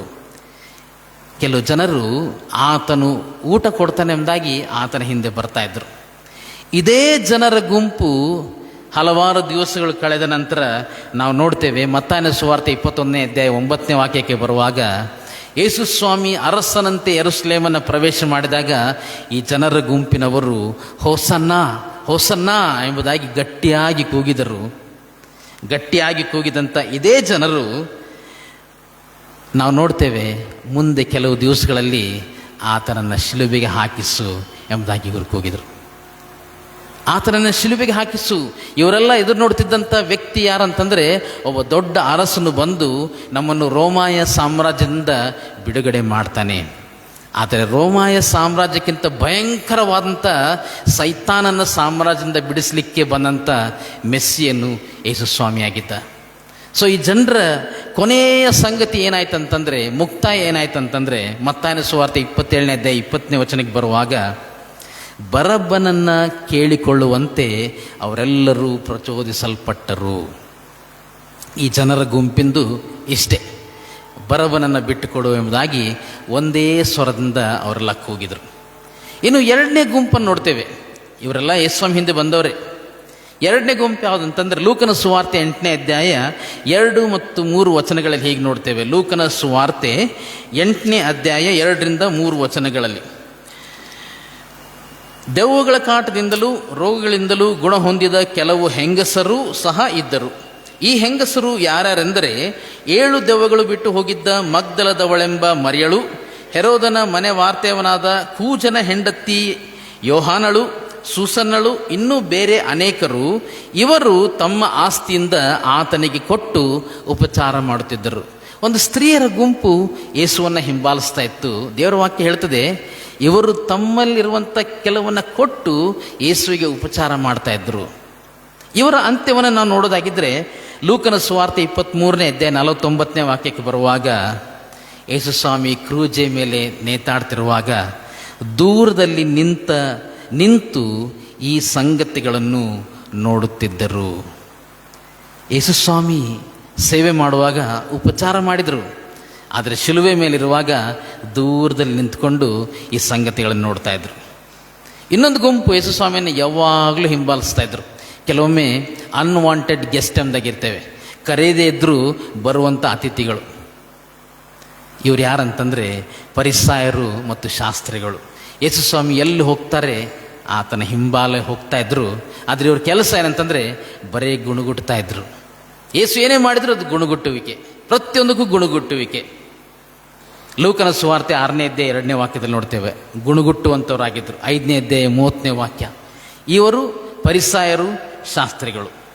ಇವರ ಅಂತ್ಯ ಹೇಗಿತ್ತಂದರೆ, ಯೇಸುವನ್ನು ಹೇಗಾದರೂ ಮಾಡಿ ನಾವು ಕೊಂದು ಹಾಕಬೇಕು, ಯೇಸುವನ್ನು ಶಿಲುಬೆಗೆ ಹಾಕಬೇಕು. ಇವರ ಅಂತ್ಯ ಅದೇ ಆಗಿತ್ತು. ಇನ್ನೊಂದು ಗುಂಪನ್ನು ನೋಡ್ತೇವೆ, ಶಿಷ್ಯರ ಗುಂಪು. ಈಗ ನಾನು ನೆನೆಸ್ತೇನೆ, ಈಗ ಬಂದರು ವಿಷಯಕ್ಕೆ ಅಂತ ನೀವು ಅಂದ್ಕೊಳ್ತಿರ್ಬೋದು. ಶಿಷ್ಯರು ಎಂಬುದಾಗಿ ಹೇಳುವಾಗ ಲೂಕನ ಸುವಾರ್ತೆ 10ನೇ ಅಧ್ಯಾಯ ಅದರ ಆರಂಭದ ಆ ಒಂದು ತಲೆಬರಹ ಹೀಗೆ ಹೇಳ್ತದೆ ನೋಡ್ರಿ. ಲೂಕನ ಸುವಾರ್ತೆ 10ನೇ ಅಧ್ಯಾಯದ ತಲೆಬರಹ, ಯೇಸು 70 ಮಂದಿ ಶಿಷ್ಯರನ್ನು ಸುವಾರ್ತೆ ಸಾರುವುದಕ್ಕೆ ಕಳುಹಿಸಿದ್ದು. ಬೇರೆ ಕಾಣುತ್ತದಲ್ಲ, ನಾವು ಅಂದ್ಕೊಂಡಿದ್ವಿ 12 ಶಿಷ್ಯರೆಂದಾಗ ಅಂದ್ಕೊಂಡಿದ್ವಿ, ಅದರಲ್ಲಿ 70 ಅಂತಿದೆಯಲ್ಲ. ಯೇಸು 70 ಮಂದಿ ಶಿಷ್ಯರನ್ನು ಕೂಡ ಮಾಡಿಕೊಂಡ್ರು ಎಂಬುದಾಗಿ ದೇವರ ವಾಕ್ಯ ಹೇಳ್ತದೆ. ಇದಾದ ಮೇಲೆ ಸ್ವಾಮಿಯು ಇನ್ನೂ 70 ಮಂದಿಯನ್ನು ನೇಮಿಸಿ ಅವರನ್ನು ಇಬ್ಬಿಬ್ಬರಾಗಿ ತಾನು ಹೋಗಬೇಕೆಂದಿದ್ದ ಪ್ರತಿಯೊಂದು ಊರಿಗೆ ಪ್ರತಿಯೊಂದು ಸ್ಥಳಕ್ಕೂ ಮುಂದಾಗಿ ಕಳುಹಿಸಿದನು. ಮತ್ತು ದೇವರ ವಾಕ್ಯ ಹೇಳ್ತದೆ 17ನೇ ವಾಕ್ಯದಲ್ಲಿ, 10ನೇ ಅಧ್ಯಾಯ ಲೂಕ 17ನೇ ವಾಕ್ಯ, ತರುವಾಯ ಆ 70 ಮಂದಿಯು ಸಂತೋಷವುಳ್ಳವರಾಗಿ ಹಿಂತಿರುಗಿ ಬಂದು, ಸ್ವಾಮಿ, ದೆವ್ವಗಳು ಕೂಡ ನಿನ್ನ ಹೆಸರನ್ನು ಕೇಳಿ ನಮಗೆ ಅಧೀನವಾಗುತ್ತವೆ ಅಂದರು. ಅಂತಂದರೆ ಈ 70 ಮಂದಿ ಕೂಡ ಶಿಷ್ಯರಾಗಿದ್ದರು. ಇವರ ಅಂತ್ಯ ಹೇಗಿತ್ತು ಗೊತ್ತಾ? ಯೋಹಾನನ ಸುವಾರ್ತೆ 6ನೇ ಅಧ್ಯಾಯ 66ನೇ ವಾಕ್ಯ. ಇದು ಬಹಳ ಸುಲಭ, ನಾವು ನೆನಪಿನಲ್ಲಿ ಇಟ್ಕೊಳ್ಳೋದಕ್ಕೆ ಬಹಳ ಸುಲಭವಾದಂಥ ಒಂದು ವಾಕ್ಯ. ಈಗ ನಮಗೆಲ್ಲ ಕಡೆ ಕಾಲ ಅಂತ ಹೇಳುವಾಗ ನಮಗೆ ತಲೆ ಬರುವಂಥ ನಂಬರ್ ಯಾವುದ್ರಿ? 666, 666. ಇದನ್ನ ನೆನಪಿಟ್ಕೊಂಡ್ರೆ ಈ ವಾಕ್ಯ ನೆನಪುಳಿತದೆ. ಸತ್ಯವೇದದಲ್ಲಿಯೇ ಕಂಡು ಬರುವಂಥ ಅತಿ ದುಃಖಕರವಾದಂಥ ಸನ್ನಿವೇಶ ಯಾವುದು ಅಂತಂದರೆ ಯೋಹಾನ 6:66. ಅಲ್ಲಿ ಹೀಗೆ ನೋಡ್ತೇವೆ, ಅಂದಿನಿಂದ ಆತನ ಶಿಷ್ಯರಲ್ಲಿ ಅನೇಕರು ಹಿಂಜರಿದು ಆತನ ಕೂಡ ಸಂಚಾರ ಮಾಡುವುದನ್ನು ಬಿಟ್ಟರು. ನಾನು ಹೇಳಿದಂಥ ಎಲ್ಲ ಗುಂಪುಗಳಲ್ಲಿ ನಮ್ಮನ್ನಲ್ಲಿ ಇಟ್ಟು ನೋಡಿದ್ದೇವ? ಯಾವ ಗುಂಪಿಗೆ ನಾವು ಸೇರಿದ್ದೇವೆ? ಶ್ರಮ ಮರಣ ದಿನಗಳ ಧ್ಯಾನಗಳಲ್ಲಿ ನಾವು ಬಂದು ಕುತ್ಕೊಂಡು ವಾಕ್ಯ ಕೇಳಿ ಎದ್ದು ಹೋಗ್ತೇವ ದೊಡ್ಡ ಜನರ ಗುಂಪಾಗಿ? ಅಥವಾ ಆ ಸ್ತ್ರೀಯರ ಹಾಗೆ ನಮ್ಮ ಕೈಲಾದಷ್ಟು ಕೆಲವು ಸಹಾಯಗಳನ್ನು ಮಾಡಿ ನಾವು ಪೋಷಿಸುವಂಥವರಾಗಿದ್ದೇವಾ? ಇಲ್ಲ, ಎಲ್ಲೋ ಒಂದು ಕಡೆ ಕುತ್ಕೊಂಡು ನೋಡಿ ನಂಗೆ ಸರಿಯಾಗಲಿಲ್ಲ, ಈ ಪಾಯಿಂಟ್ ಸರಿ ಇದ್ದಿಲ್ಲ ನೋಡಿ, ಇದು ಕರೆಕ್ಟ್ ಇದ್ದಿಲ್ಲ ನೋಡಿ, ಇದನ್ನು ಮಾಡ್ತಾ ಇದ್ದೇವಾ? ಪರಿಸರ ಹಾಗೆ ಅಥವಾ ಶಿಷ್ಯರ ಹಾಗೆ ನಾವು ಕೂಡ ಆತನು ಮಾಡಬೇಕೆಂದ ಕೆಲಸ ಕಾರ್ಯಗಳಲ್ಲಿ ನಮ್ಮನ್ನು ತೊಡಗಿಸಿಕೊಂಡು ಆ ಕೆಲಸವನ್ನು ಮಾಡಿ ಸಂತೋಷದ ರಿಪೋರ್ಟನ್ನು ತರ್ತಾ ಇದ್ದೇವಾ?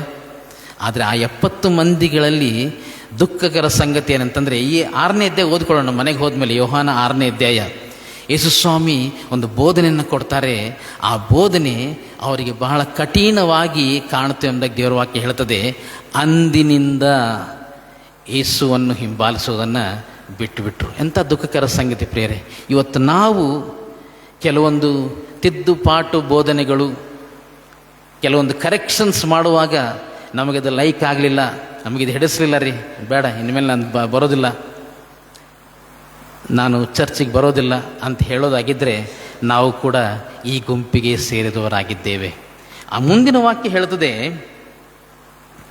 67ನೇ ವಾಕ್ಯ, ಯೇಸು ಇದನ್ನು ನೋಡಿ ತನ್ನ 12 ಮಂದಿಯನ್ನು ನೀವು ಸಹ ಹೋಗಬೇಕೆಂದಿದ್ದೀರಾ ಎಂದು ಕೇಳಿದ್ದಕ್ಕೆ ಸೀಮೋನ್ ಪೇತ್ರನು, ಸ್ವಾಮಿ, ನಿನ್ನನ್ನು ಬಿಟ್ಟು ನಾವು ಇನ್ನಾರ ಬಳಿಗೆ ಹೋಗೋಣ? ನಿನ್ನಲ್ಲಿ ನಿತ್ಯ ಜೀವನ ಉಂಟು ಮಾಡುವ ವಾಕ್ಯಗಳುಂಟು, ನೀನು ದೇವರು ಪ್ರತಿಷ್ಠಿಸಿದವನೇ ಎಂದು ನಾವು ನಂಬಿದ್ದೇವೆ ಮತ್ತು ತಿಳಿದಿದ್ದೇವೆ ಅಂದನು. ಈ 12 ಮಂದಿ ಕೊನೆಯವರೆಗೆ ಆತನ ಜೊತೆಗೆ ಇದ್ದಂಥವರು. ಆತನು ಮಾಡಿದಂಥ 3.5 ವರ್ಷ ಕಾಲದ ಸೇವೆಯಲ್ಲಿ ಜೊತೆಗೆ ಇದ್ದರೂ ದುಃಖಕರ ಸಂಗತಿ ಅಂದರೆ ಅವರಲ್ಲಿ ಒಬ್ಬ ಕಳ್ಳನು ಕೂಡ ಇದ್ದ. ನೋಡ್ರಿ, ಪ್ರತಿಯೊಂದು ಅದ್ಭುತ ಕಾರ್ಯಗಳನ್ನು ಕೂಡ ಅವನು ನೋಡಿದ್ದ, ಪ್ರತಿಯೊಂದು ಸಂಗತಿಯಲ್ಲಿ ಕೂಡ ಪಾಲು ತೆಗೆದುಕೊಂಡಿದ್ದ. ಆದರೆ ಹೇಗೂ ತನ್ನ ಮನಸ್ಸನ್ನು ಸೈತಾನನ ವಶಕ್ಕೆ ಒಪ್ಪಿಸಿಕೊಟ್ಟಿದ್ದ. ಬೇರೆ ಬೇರೆ ಕ್ಯಾಟಗರಿ ಜನರಿದ್ರಲ್ಲಿ. ಬೆಸ್ತರಿದ್ದರು, ಸುಂಕದವನಿದ್ದ, ಹಣವನ್ನು ತನ್ನ ವಶದಲ್ಲಿಟ್ಟುಕೊಂಡಂಥ ಟ್ರೆಷರರ್ ಯೂದ ಕೂಡ ಇದ್ದ, ಮತಾಭಿಮಾನಿ ಅಂತಂದ್ರೆ ತನ್ನ ಮತದ ಕುರಿತು ಅಭಿಮಾನ ಹೊಂದಿದಂಥ ಒಬ್ಬ ವ್ಯಕ್ತಿ ಕೂಡ ಅಲ್ಲಿದ್ದ. ಹೀಗೆ ಬೇರೆ ಬೇರೆ ಜನರು ಆ 12 ಗುಂಪಿನಲ್ಲಿದ್ದರು. ಇವರು ಆ ಶಿಷ್ಯರು. ಈಗ ನಮಗೆ ಕೊಡಲ್ಪಟ್ಟಿರುವಂಥ ಈ ಒಂದು ಪ್ರಸ್ತಾಪ, ಕ್ರೂಜಿತನ ಕರೆ ಶಿಷ್ಯರಿಗೆ, ಇದನ್ನು 3 ಹಂತಗಳಲ್ಲಿ ನಾವು ನೋಡೋದಕ್ಕೆ ಈ ಸಾಯಂಕಾಲ ಪ್ರಯತ್ನ ಮಾಡ್ಕೊಳ್ಳೋಣ. ಆ 3 ಹಂತ ಯಾವುದಂತಂದ್ರೆ, ಮೊದಲನೇ ಹಂತ ಶಿಷ್ಯರಾಗುವುದಕ್ಕೆ ಕರೆ, ಅ ಕಾಲ್ ಟು ಬಿ ಅ ಡಿಸೈಪಲ್. ಶಿಷ್ಯನಾಗುವುದಕ್ಕೆ ಕರೆ. ಈಗ ನಾವು ಓದಿದಂಥ ವಾಕ್ಯ ಭಾಗ, ಯೇಸುಸ್ವಾಮಿ ಪೇತ್ರನನ್ನು ಅಂದ್ರೆಯನನ್ನು ಜೆಬೆದಾಯನ 2 ಮಕ್ಕಳನ್ನು ಮೊಟ್ಟ ಮೊದಲನೇದಾಗಿ ಕರೆಯುವುದು ಶಿಷ್ಯರಾಗುವುದಕ್ಕೆ ಕರೆ ನೀಡ್ತಾ ಇದ್ದಾನೆ ಪ್ರಿಯರೇ. ನಾನಾಗಲೇ ಹೇಳಿದೆ, ಬೇರೆ ಬೇರೆ ಜನರಿದ್ದರು. ಈಗ ನೋಡಿದಂಥ ಈ ಮೊದಲನೇ ಗುಂಪಿನವರು ಬೆಸ್ತರಾಗಿದ್ದರು. ಪೇತ್ರ ಅಂದ್ರೆಯ ಬೆಸ್ತರು, ಯೋಹಾನ ಯಾಕೋಬ ಬೆಸ್ತರು. ಮುಂದೆ ನಾವು ನೋಡುವಾಗ ಲೇವಿ ಯಾರಿವನು? ಸುಂಕದವನು. ಸುಂಕದವನನ್ನು ಕರೀತಾನೆ, ಯೂದನನ್ನು ಕರೀತಾನೆ, ಮತಾಭಿಮಾನಿಯನ್ನು ಕರೀತಾರೆ. ಎಲ್ಲರೂ ಒಳಗೊಂಡಂಥ ಈ 12 ಜನರ ಗುಂಪು ಯೇಸುವಿನ ಅಪೋಸ್ತಲರು ಆಗಿದ್ದರು. ಇವತ್ತು ನಮ್ಮ ವಿಷಯದಲ್ಲಿ ನಾವು ಪರೀಕ್ಷೆ ಮಾಡಿಕೊಳ್ಳೋಣ ಪ್ರೇರೆ. ಒಂದು ವೇಳೆ ನನ್ನ ವಿಷಯದಲ್ಲಿ ನಾನು ಹೇಳಬೇಕಾಗಿದ್ದರೆ, ಇದು 50ನೇ ವಾರ್ಷಿಕೋತ್ಸವ, ಶ್ರಮಮರಣ ದಿನಗಳ ವಾರ್ಷಿಕೋತ್ಸವ ಎಂಬುದಾಗಿ ಹೇಳ್ಬೋದು. ಯಾಕಂತಂದರೆ ಮೊದಲಿನ ಒಂದು 5 ವರ್ಷಗಳನ್ನು ಬಿಟ್ಟು ಬಿಡೋಣ, ಗೊತ್ತಿರಲಿಲ್ಲ ಏನಾಗ್ತದೆ ಅಂತ. ಸುಮ್ಮನೆ ಬಂದು ಇಲ್ಲಿ ಕೂತ್ಕೊಂಡಿದ್ದಾರೆ, ಪಾಪ ಅವ್ರು ಮಾತಾಡ್ತಾ ಇದ್ದಾರೆ, ನೋ ಪ್ರಾಬ್ಲಮ್. ನಾನು ಅದೇ ಥರ ಮೊದಲಿನ 5 ವರ್ಷ ಇದ್ದೆ. ಅಲ್ಲಿಂದ ನಂತರ ಇಲ್ಲಿ ಏನೋ ನಡೀತಾ ಇದೆ, ಶ್ರಮಮರಣಗಳ ಧ್ಯಾನದಲ್ಲಿ ಏನೋ ಆಗ್ತಾ ಇದೆ. ಬಂದ ಕೂಡಲೇ ದೇವಯಜ್ಞ ಪಶು ಎಂಬ ಹಾಡುವಂಥದ್ದು ಭಾಳ ಸಂತೋಷ. ಕೊನೆಗೆ ಹೋಗುವಾಗ ಶಿಲ್ಬೆ ಪಟ್ಟವನನ್ನು ನೋಡಿಗಲೇ ಅದು ಭಾಳ ಖುಷಿ ಆಗ್ತಿತ್ತು. ಇವೆಲ್ಲ ಶ್ರಮಮರಣಗಳ ಗೀತೆಗಳನ್ನು ಹಾಡೋದು ಭಾಳ ಖುಷಿ ಆಗ್ತಾಯಿತ್ತು. ಹೇಗೂ ಈ 50 ವರ್ಷಗಳಲ್ಲಿ ದೇವರು ತಾನು ನನಗೋಸ್ಕರ ತನ್ನ ಒಬ್ಬನೇ ಮಗನನ್ನು ಕಳುಹಿಸಿಕೊಟ್ಟದರ ಕುರಿತು ಹೆಚ್ಚಿನ ತಿಳ್ಕೊಳ್ಳುವಂತೆ ದೇವರು ಸಹಾಯ ಮಾಡಿದ. ನಾನು ನೆನೆಸ್ತೇನೆ, ನಮ್ಮಲ್ಲಿ ಅನೇಕರು ಕೂಡ ಈ ರೀತಿಯಾಗಿ ವರ್ಷದಿಂದ ವರ್ಷಕ್ಕೆ ತಪ್ಪದೇ ಬೆಳಿಗ್ಗೆ ರಾತ್ರಿ ಈ ರೀತಿಯಾಗಿ ಬರ್ತಿರ್ಬೋದು. ಆದರೆ ನಾವಿನ್ನೂ ಆ ಶಿಷ್ಯರ ಹಂತಕ್ಕೆ ಬಂದಿದ್ದೇವಾ? ನಾನು ಯಾಕೆ ಇದನ್ನು ಹೇಳ್ತಾ ಇದ್ದೇನೆ ಅಂತಂದರೆ, ನಮ್ಮಲ್ಲಿ ಕೆಲವು ಜನ ಶಿಕ್ಷಕರಿರ್ಬೋದು, ಕೆಲವರು ವೈದ್ಯಕೀಯ ರಂಗದಲ್ಲಿ ಕೆಲಸ ಮಾಡ್ತಿರ್ಬೋದು, ಕೆಲವರು ಸ್ವಂತ ಬಿಸ್ನೆಸ್ ಮಾಡ್ತಿರ್ಬೋದು, ವಿದ್ಯಾರ್ಥಿಗಳಿದ್ದಾರೆ, ಬೇರೆ ಬೇರೆ ಹಂತಗಳ ಜನರು ನಾವಿಲ್ಲಿ ಕುತ್ಕೊಂಡಿದ್ದೇವೆ.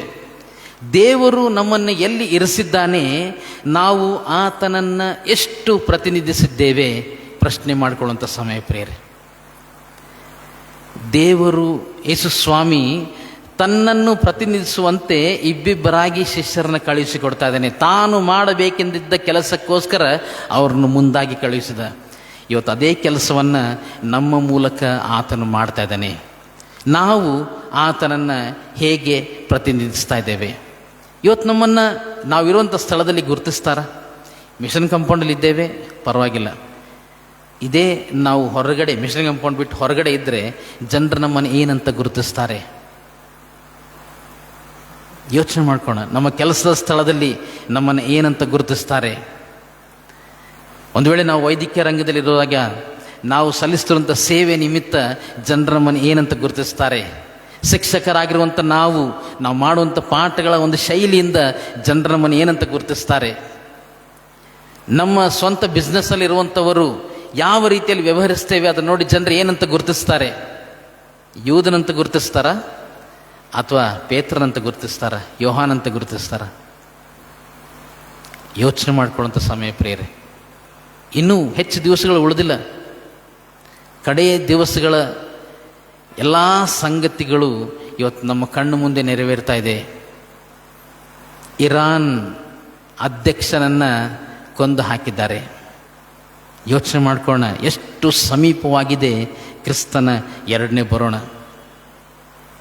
ಸತ್ಯವಿದ್ದಲ್ಲಿ ಹೇಳಲ್ಪಟ್ಟಂಥ ಒಂದೊಂದು ಸಂಗತಿ ಹಾಗೇ ಜರುಗ್ತಾ ಇದೆ ಪ್ರಿಯರೇ, ನಮ್ಮ ಕಣ್ಣು ಮುಂದೆ ಜರುಗ್ತಾ ಇದೆ. ಇನ್ನೂ ನಾವು ಭಾಳ ಹಾಯಾಗಿ ಕೂತ್ಕೊಂಡಿದ್ದರೆ ಪಕ್ಕನೆ ಅದು ನಮ್ಮ ಮೇಲೆ ಬಂದು ಹೋಗ್ಬಿಡ್ತದೆ. ಯೋಚನೆ ಮಾಡ್ಕೊಳ್ಳೋಣ, ನಾವಿರುವಂಥ ಸ್ಥಳದಲ್ಲಿ ನಮ್ಮನ್ನು ಯಾವ ರೀತಿಯಲ್ಲಿ ಗುರುತಿಸ್ತಾರೆ? ಅಪೊಸ್ತಲ ಕೃತ್ಯ 17ನೇ ಅಧ್ಯಾಯದ 6ನೇ ವಾಕ್ಯ ಹೀಗೆ ಹೇಳ್ತದೆ. ಅಪೊಸ್ತಲ ಕೃತ್ಯ 17ನೇ ಅಧ್ಯಾಯದ 6ನೇ ವಾಕ್ಯ ಹೇಳ್ತದೆ, ಲೋಕವನ್ನು ಅಲ್ಲಕಲ್ಲೋಲ ಮಾಡಿದ ಈ ಮನುಷ್ಯರು ಇಲ್ಲಿಗೆ ಬಂದಿದ್ದಾರೆ.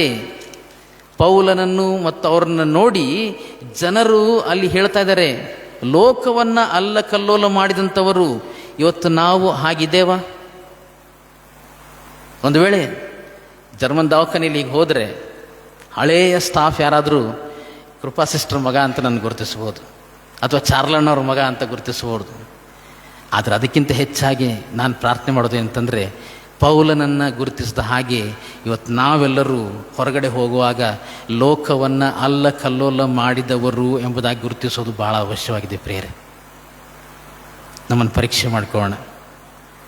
ಮೊದಲನೇ ಸಂಗತಿ ಏನಂತಂದರೆ, ಶಿಷ್ಯರಾಗುವುದಕ್ಕೆ ಕರೆ. ಇನ್ನು ಎರಡನೇ ವಿಷಯ ಏನಂತಂದರೆ, ಎರಡನೇ ಹಂತ ಶಿಷ್ಯರಿಗೆ ಕರೆ, ಅ ಕಾಲ್ ಟು ದ ಡಿಸೈಪಲ್.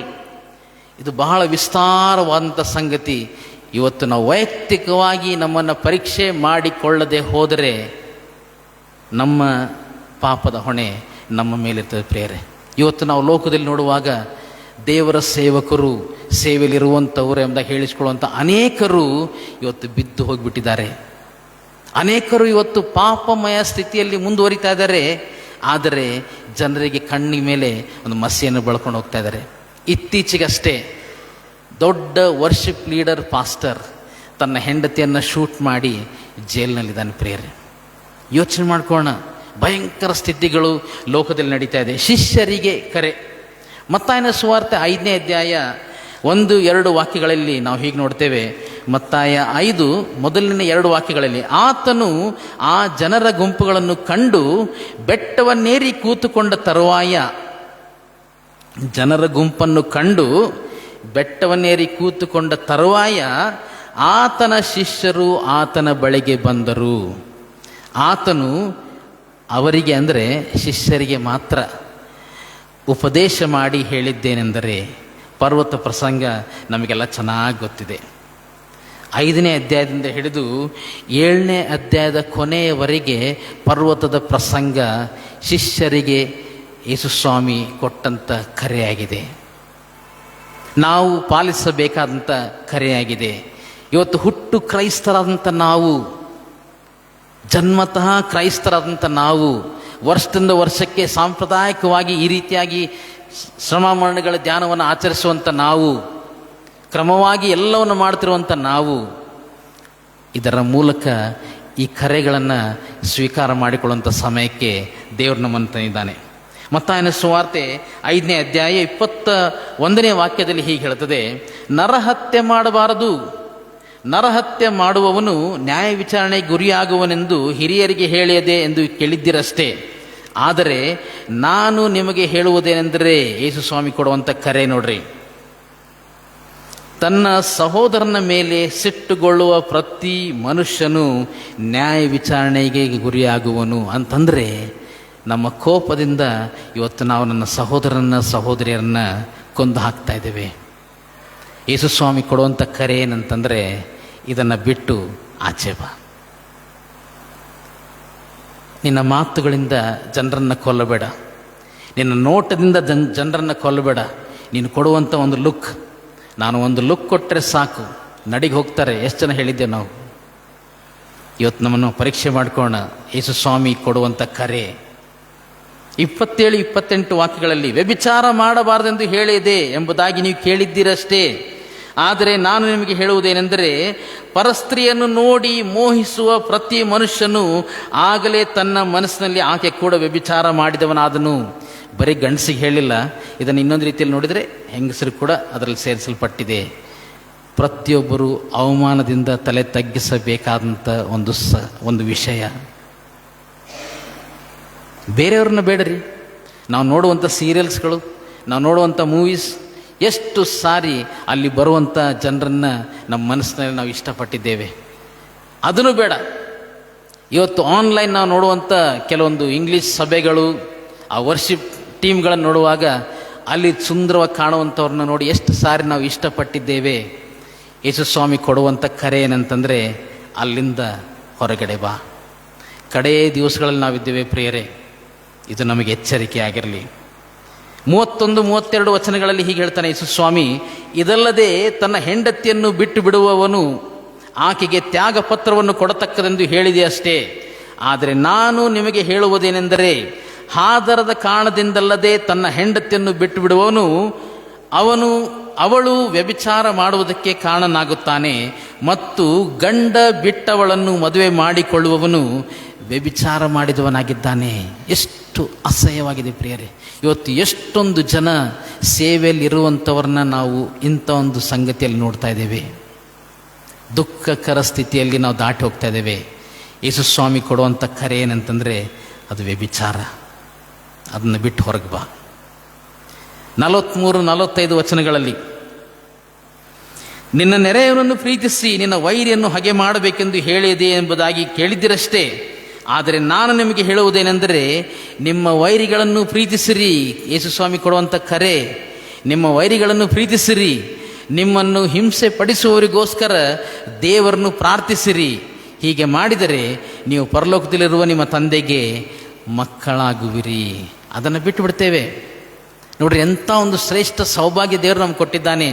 ಹಾಗೆ ಮಾಡುವಾಗ, ಆತನ ಕರೆಯನ್ನು ಪಾಲಿಸುವಾಗ, ಪರಲೋಕದಲ್ಲಿರುವ ನಿಮ್ಮ ದೇವರಿಗೆ ಮಕ್ಕಳಾಗಿರುವಿರಿ. ಈ ಪರ್ವತ ಪ್ರಸಂಗ ತುಂಬ ಯೇಸುಸ್ವಾಮಿ ನಮ್ಗೆ ಕೊಟ್ಟಿರುವಂಥ ಕರೆಗಳಾಗಿವೆ ಪ್ರಿಯರೇ. ಮತ್ತಾಯನ ಸುವಾರ್ತೆ 10ನೇ ಅಧ್ಯಾಯ 16ನೇ ವಾಕ್ಯಕ್ಕೆ ಬರುವಾಗ ನೋಡ್ರಿ, ತೋಳಗಳ ನಡುವೆ ಕುರಿಗಳನ್ನು ಹೋಗಿಸಿದಂತೆ ನಾನು ನಿಮ್ಮನ್ನು ಕಳುಹಿಸಿಕೊಡುತ್ತೇನೆ.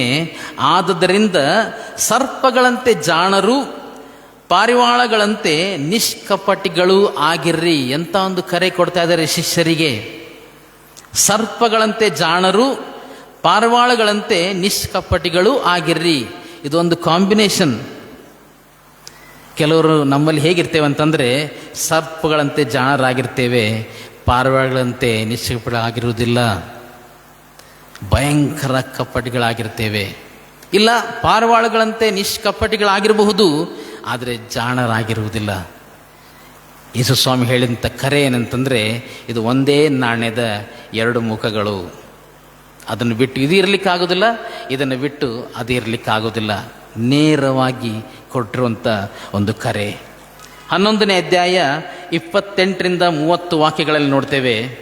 ಎಲೈ ಕಷ್ಟಪಡುವವರೇ, ಹೊರೆ ಹೊತ್ತವರೇ, ನೀವೆಲ್ಲರೂ ನನ್ನ ಬಳಿಗೆ ಬನ್ನಿರಿ, ನಾನು ನಿಮಗೆ ವಿಶ್ರಾಂತಿ ಕೊಡುವೆನು. ಯೇಸು ಸ್ವಾಮಿ ಕೊಡುವಂಥ ಕರೆ. ಬಹಳಷ್ಟು ಗಲಿಬಿಲಲ್ಲಿ ನಾವು ಹೋಗಿಬಿಟ್ಟಿದ್ದೇವೆ ಪ್ರಿಯರಿ. ಇವತ್ತು ನಮ್ಮ ವಿದ್ಯಾಭ್ಯಾಸ ಆಗಿರ್ಬೋದು, ನಮ್ಮ ಕೆಲಸ ಕಾರ್ಯಗಳಾಗಿರ್ಬೋದು, ಕುಟುಂಬ ಜೀವಿತ ಆಗಿರಬಹುದು, ಕುಟುಂಬದ ಜವಾಬ್ದಾರಿ ಆಗಿರಬಹುದು, ಬಹಳಷ್ಟು ಗಲಿಬಿಲಲ್ಲಿ ಹೋಗಿರುವಂಥ ನಮಗೆ ಯೇಸು ಸ್ವಾಮಿ ಹೇಳೋದೇನೆಂದರೆ, ನಿನಗೆ ವಿಶ್ರಾಂತಿ ಬೇಕಾದರೆ ನನ್ನ ಬಳಿಗೆ ಬಾ. ನಾನು ಸಾತ್ವಿಕನೂ ದೀನ ಮನಸ್ಸುಳ್ಳವನೂ ಆಗಿರುವುದರಿಂದ ನನ್ನ ನೊಗವನ್ನು ನಿಮ್ಮ ಮೇಲೆ ತೆಗೆದುಕೊಂಡು ನನ್ನಲ್ಲಿ ಕಲಿತುಕೊಳ್ಳಿರಿ. ಆಗ ನಿಮ್ಮ ಆತ್ಮಗಳಿಗೆ ವಿಶ್ರಾಂತಿ ಸಿಕ್ಕುವುದು. ಬರೀ ಶರೀರಕ್ಕೆ ಮಾತ್ರವಲ್ಲ, ಯಾವಾಗ ನಮ್ಮ ಆತ್ಮಕ್ಕೆ ವಿಶ್ರಾಂತಿ ಸಿಗ್ತದೋ ಆಗ ಶರೀರ ತನ್ನಷ್ಟಕ್ಕೆ ತಾನೇ ಆ ವಿಶ್ರಾಂತಿಯಲ್ಲಿ ಮುಂದುವರಿತದೆ. ಯೇಸು ಸ್ವಾಮಿ ಕೊಡುವಂಥ ಕರೆ. ಮಾರ್ಕನ ಸುವಾರ್ತೆ 9ನೇ ಅಧ್ಯಾಯ 35ನೇ ವಾಕ್ಯದಲ್ಲಿ ನಾವು ಇನ್ನೊಂದು ವಿಷಯವನ್ನು, ಯೇಸು ಸ್ವಾಮಿ ಕೊಡುವಂಥ ಕರೆಯನ್ನು ನೋಡ್ತೇವೆ. ಮಾರ್ಕ 9:35 ಆತನು ಕೂತುಕೊಂಡು ತನ್ನ 12 ಮಂದಿ ಶಿಷ್ಯರನ್ನು ಕರೆದು ಅವರಿಗೆ, ಯಾವನಾದರೂ ಮೊದಲಿನವನಾಗಬೇಕೆಂದಿದ್ದರೆ ಅವನು ಎಲ್ಲರಲ್ಲಿ ಕಡೆಯವನು, ಎಲ್ಲರ ಆಳು ಆಗಿರಬೇಕು ಎಂದು ಹೇಳಿ. ಬಹಳ ಕಷ್ಟವಾದಂಥ ಕರೆ, ಶಿಷ್ಯರಿಗೆ ಕೊಡುವಂಥ ಕರೆ. ಇವತ್ತು ನಾವು ತೋರಿಸ್ಕೊಳ್ಳೋದಕ್ಕೆ ಬಹಳ ಪ್ರಯತ್ನ ಪಡ್ತೇವೆ. ನನ್ನಲ್ಲಿರುವಂಥ ಟ್ಯಾಲೆಂಟ್, ಇವತ್ತು ಆರಾಧನೆಗಳಾಗಲಿ ಅಥವಾ ಯಾವುದೋ ಸಂಗತಿ ಆಗಿರಲಿ, ಯೇಸು ಕೊಟ್ಟಿರುವಂಥ ಟ್ಯಾಲೆಂಟ್ಸ್ಗಳು ಎಂಬುದಾಗಿ ಹೇಳಿಕೊಂಡು ನಮ್ಮನ್ನು ನಾವು ಪ್ರದರ್ಶನ ಮಾಡಿಕೊಳ್ತೇವೆ ಹೊರತು ಆ ಘನತೆ ಗೌರವ ಆತನಿಗೆ ಮುಟ್ಟಿಸ್ತಾ ಇಲ್ಲ ಪ್ರೇರೆ. ಬಹಳ ದುಃಖಕರ ಸಂಗತಿ ಇವತ್ತು ಸಭೆಗಳಲ್ಲಿ ಜಗತ್ತಿನಲ್ಲಿ ನಡೀತಾ ಇದೆ. ಕಡೇ ಕಾಲದಲ್ಲಿದ್ದೇವೆ. ಸೈತಾನನು ಸಾಧ್ಯವಾದಂಥ ಎಲ್ಲ ಸಂಗತಿಗಳನ್ನು ಉಪಯೋಗ ಮಾಡಿ ನಮ್ಮನ್ನು ವಂಚಿಸ್ತಾ ಇದ್ದಾನೆ. ಯೋಚನೆ ಮಾಡಿಕೊಳ್ಳೋಣ, ಇವತ್ತು ನಮ್ಮ ಸ್ವಭಾವ ಹೇಗಿದೆ? ಯಾವನು ಮೊದಲಿನವನಾಗಬೇಕೆಂದಿದ್ದರೆ ಅವನು ಎಲ್ಲರಲ್ಲಿ ಕಡೆಯವನು. ಮನಸ್ಸಿದೆಯಾ? ನಮಗೆ ಮನಸ್ಸಿದೆಯಾ? ಕಷ್ಟ, ಭಾಳ ಕಷ್ಟ. ಆದರೆ ಯೇಸು ಸ್ವಾಮಿ ಕೊಡುವಂಥ ಕರೆ. 10ನೇ ಅಧ್ಯಾಯ ಮಾರ್ಕ 43-44 ಹೀಗೆ ನೋಡ್ತೇವೆ. ಆದರೆ ನಿಮ್ಮಲ್ಲಿ ಹಾಗಿರಬಾರದು, ನಿಮ್ಮಲ್ಲಿ ದೊಡ್ಡವನಾಗಬೇಕೆಂದಿರುವವನು ನಿಮ್ಮ ಸೇವಕನಾಗಿರಬೇಕು. ಮತ್ತೆ ಕಷ್ಟಕರವಾದಂಥ ಕರೆ. ನಿಮ್ಮಲ್ಲಿ ಮೊದಲನೇವನಾಗಬೇಕೆಂದಿರುವವನು ಎಲ್ಲರ ಆಳಾಗಿರಬೇಕು. ಇದನ್ನು ಹೇಳೋದಕ್ಕೆ ಕೂಡ ಆತನ ಒಂದು ಉದ್ದೇಶ ಇಟ್ಕೊಂಡಿದ್ದಾನೆ. ಅದನ್ನು ಮುಂದುವರಿಸಿ ಹೀಗೆ ಹೇಳ್ತಾನೆ ನೋಡ್ರಿ, ಮನುಷ್ಯ ಕುಮಾರನು ಸಹ ಸೇವೆ ಮಾಡಿಸಿಕೊಳ್ಳುವುದಕ್ಕೆ ಬರಲಿಲ್ಲ, ಸೇವೆ ಮಾಡುವುದಕ್ಕೂ ಅನೇಕರನ್ನು ಬಿಡಿಸಿಕೊಳ್ಳುವುದಕ್ಕಾಗಿ ತನ್ನ ಪ್ರಾಣವನ್ನು ಈಡು ಕೊಡುವುದಕ್ಕೂ ಬಂದನು ಎಂದು ಹೇಳಿದನು. ತಾನು ಮೊದಲು ನಮಗೆ ಮಾದರಿಯಾಗಿ ಇದನ್ನು ಇಟ್ಟು ಹೋಗಿದ್ದಾನೆ ಪ್ರಿಯರೇ. ತಾನು ಯಥಾರ್ಥವಾಗಿ ಆಳಿನ ಸೇವೆಯನ್ನು ಮಾಡಿ ನಾವು ಕೂಡ ಅಂಥ ಸೇವೆ ಮಾಡಬೇಕೆಂಬುದಾಗಿ ಆತನು ತೋರಿಸಿಕೊಟ್ಟ. ಯೋಹಾನನ ಸುವಾರ್ತೆ 13ನೇ ಅಧ್ಯಾಯಕ್ಕೆ ಬರುವಾಗ ದೇವರ ವಾಕ್ಯ ಹೇಳ್ತದೆ, ಆತನು ಎದ್ದು ಬೋಗುಣಿಯಲ್ಲಿ ನೀರನ್ನು ತೆಗೆದುಕೊಂಡು ಸೊಂಟಕ್ಕೆ ಒಂದು ಟವಲನ್ನು ಹಾಕಿ ಶಿಷ್ಯರ ಪಾದಗಳನ್ನು ತೊಳೆದ, ಅರಸನಂತೆ ಪ್ರವೇಶ ಮಾಡಿದ. ಅದರ ಮುಂದೆ ಬರುವಂಥ ಈ ಘಟನೆ ಏನಂತಂದರೆ, ತನ್ನನ್ನು ಶಿಷ್ಯರ ಪಾದಗಳ ಕಡೆಗೆ ಇಟ್ಟು ಕಾಲುಗಳನ್ನು ತೊಳಿತಾ ಇದ್ದಾನೆ. ಅದರ ಮುಂದೆ ಆತನು ಹೇಳಿದಂಥ ಒಂದು ಮಾತು ನೋಡ್ರಿ, ಯೋಹಾನನ ಸುವಾರ್ತೆ 13ನೇ ಅಧ್ಯಾಯದ 12-16 ವಾಕ್ಯಗಳಲ್ಲಿ. ಯೋಹಾನ 13:12-16 ವಾಕ್ಯದಲ್ಲಿ ಅಲ್ಲಿ ನಾವು ನೋಡ್ತೇವೆ. 16ನೇ ವಾಕ್ಯ, ನಿಮಗೆ ನಿಜ ನಿಜವಾಗಿ ಹೇಳುತ್ತೇನೆ, ದಣಿಗಿಂತ ಆಳು ದೊಡ್ಡವನಲ್ಲ, ಕಳುಹಿಸಲ್ಪಟ್ಟವನು ಕಳುಹಿಸಿದವನಿಗಿಂತ ದೊಡ್ಡವನಲ್ಲ. ನೀವು ಇದನ್ನು ತಿಳಿದುಕೊಂಡು ಇದರಂತೆ ಮಾಡಿದರೆ ನೀವು ಧನ್ಯರು. ಇನ್ನೊಬ್ಬರ ಆಳು ನಾವಾಗಿರಬೇಕು. ಹೆಚ್ಚಿಸಿಕೊಳ್ಳುವುದು ನಮಗೆ ಕೊಡಲ್ಪಟ್ಟಂಥ ಕರೆ ಅಲ್ಲ, ನಾವು ಅದಕ್ಕೆ ಪ್ರಯತ್ನ ಮಾಡ್ತಾ ಇದ್ದೇವೆ. ನಾವು ಎದ್ದು ಕಾಣಬೇಕೆಂಬುದಾಗಿ ಎಲ್ಲ ರೀತಿಯಂಥ ಪ್ರಯತ್ನ ಇವತ್ತು ನಡೆದಿದೆ ಪ್ರಿಯರೇ. ಎಲ್ಲ ಕಡೆಗಳಲ್ಲಿ ನೋಡುವಂಥ ಅತಿ ದುಃಖಕರವಾದಂಥ ಸಂಗತಿ. ಅದರಲ್ಲೂ ವಿಶೇಷವಾಗಿ ನಾನು ಹೋಗಿರುವಂಥ ಅನೇಕ ಒಂದೆರಡಲ್ಲ ಅನೇಕ ಸಭೆಗಳಲ್ಲಿ ಇವತ್ತು ಪಂಗಡಗಳಾಗಿ ನಾನು ಮೇಲ್ ನೀನು ಮೇಲ್ ಭಯಂಕರ ಹೋರಾಟಗಳು. ಹೇಗೆ ತಾನೇ ಅಲ್ಲಿ ದೇವರ ಪ್ರಸನ್ನತೆ ಇರ್ತದೆ? ದೇವರು ತಾನು ಕೊಟ್ಟಂಥ ಕರೆಗೆ ನಾವು ವಿಧೇಯರಾಗಿ ನಮ್ಮನ್ನು ತಗ್ಗಿಸಿಕೊಂಡು ಒಳಪಟ್ಟಾಗ ಮಾತ್ರ ಆತನು ತನ್ನ ಪ್ರಸನ್ನತೆಯನ್ನು ಅಲ್ಲಿ ಬರಮಾಡ್ತಾನೆ. ಇಲ್ಲವಾದರೆ ಇದು ಸುಮ್ಮನೆ ಒಂದು ಕಾರ್ಯಕ್ರಮವಾಗಿ ಮುಕ್ತಾಯವಾಗಿ ಹೋಗ್ತದಷ್ಟೇ. ಆತನ ಪ್ರಸನ್ನತೆ ನಮ್ಮ ಮಧ್ಯದಲ್ಲಿ ಇರುವುದೇ ಇಲ್ಲ. ಶಿಷ್ಯರಿಗೆ ಕೊಟ್ಟಂಥ ಶ್ರೇಷ್ಠವಾದಂಥ ಸೌಭಾಗ್ಯ ಏನಂತಂದರೆ ಪ್ರೇರೆ, ಈ ಒಂದು ವ್ಯತ್ಯಾಸವನ್ನು ನಾವು ದಯವಿಟ್ಟು ಗಮನಿಸ್ಕೊಳ್ಳೋಣ. ನಾನು ಆಗಲೇ ಹೇಳಿದೆ, ಯೇಸು ಸ್ವಾಮಿಗೆ ಆತನ ಸುತ್ತಮುತ್ತಲು ಅನೇಕ ಜನರಿದ್ದರು. ಆ ದೊಡ್ಡ ಜನ ಸಮೂಹವನ್ನು ನೋಡಿದಾಗ ದೇವರ ವಾಕ್ಯ ಹೇಳ್ತದೆ, ಆತನು ಕನಿಕರ ಪಟ್ಟು ಅವರಿಗೆ ಊಟ ಕೊಡ್ರಿ ಎಂಬುದಾಗಿ ತನ್ನ ಶಿಷ್ಯರಿಗೆ ಹೇಳ್ತಾನೆ. ಅವರಲ್ಲಿ ಏನಿರಲಿಲ್ಲ. ನಿಮ್ಮಲ್ಲಿ ಏನಿದೆ ಎಂಬುದಾಗಿ ಕೇಳಿದಾಗ 5 ರೊಟ್ಟಿ 2 ಮೀನು. ಅವರನ್ನು ಕೂರಿಸ್ರಿ, ಪಂಕ್ತಿಯಾಗಿ ಕೂತ್ಕೊಂಡ್ರು. ದೇವರ ಸ್ತೋತ್ರ ಮಾಡಿ ಆ ರೊಟ್ಟಿಯನ್ನು ಹಂಚಿದ, ಮೀನುಗಳನ್ನು ಹಂಚಿದ. ಎಲ್ಲರೂ ತೃಪ್ತರಾದರು ಎಂಬುದಾಗಿ ದೇವರ ವಾಕ್ಯ ಹೇಳ್ತದೆ. ತೃಪ್ತರಾದ ಮೇಲೆ ಮನೆಗೆ ಹೊರಟೋದ್ರು.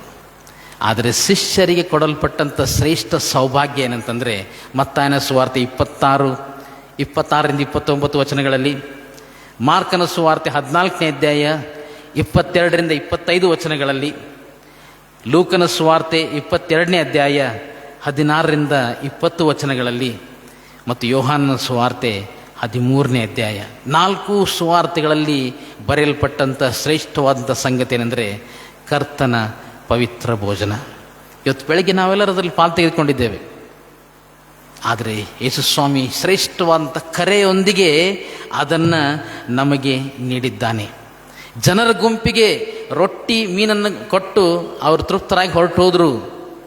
ಆದರೆ ತನ್ನ ಆಯ್ದುಕೊಳ್ಳಲ್ಪಟ್ಟಂಥ ಶಿಷ್ಯರೊಂದಿಗೆ ಆತನು ಮಾಡಿದಂಥ ಶ್ರೇಷ್ಠವಾದಂಥ ಸಂಸ್ಕಾರ ಅಂತಂದರೆ, ಆತನು ರೊಟ್ಟಿಯನ್ನು ತೆಗೆದುಕೊಂಡು ದೇವರ ಸ್ತೋತ್ರ ಮಾಡಿ ಅದನ್ನು ಮುರಿದು, ತಕ್ಕೊಳ್ಳಿರಿ, ತಿನ್ನಿರಿ, ಇದು ನಿಮಗಾಗಿ ಮುರಿಯಲ್ಪಟ್ಟ ನನ್ನ ಶರೀರ.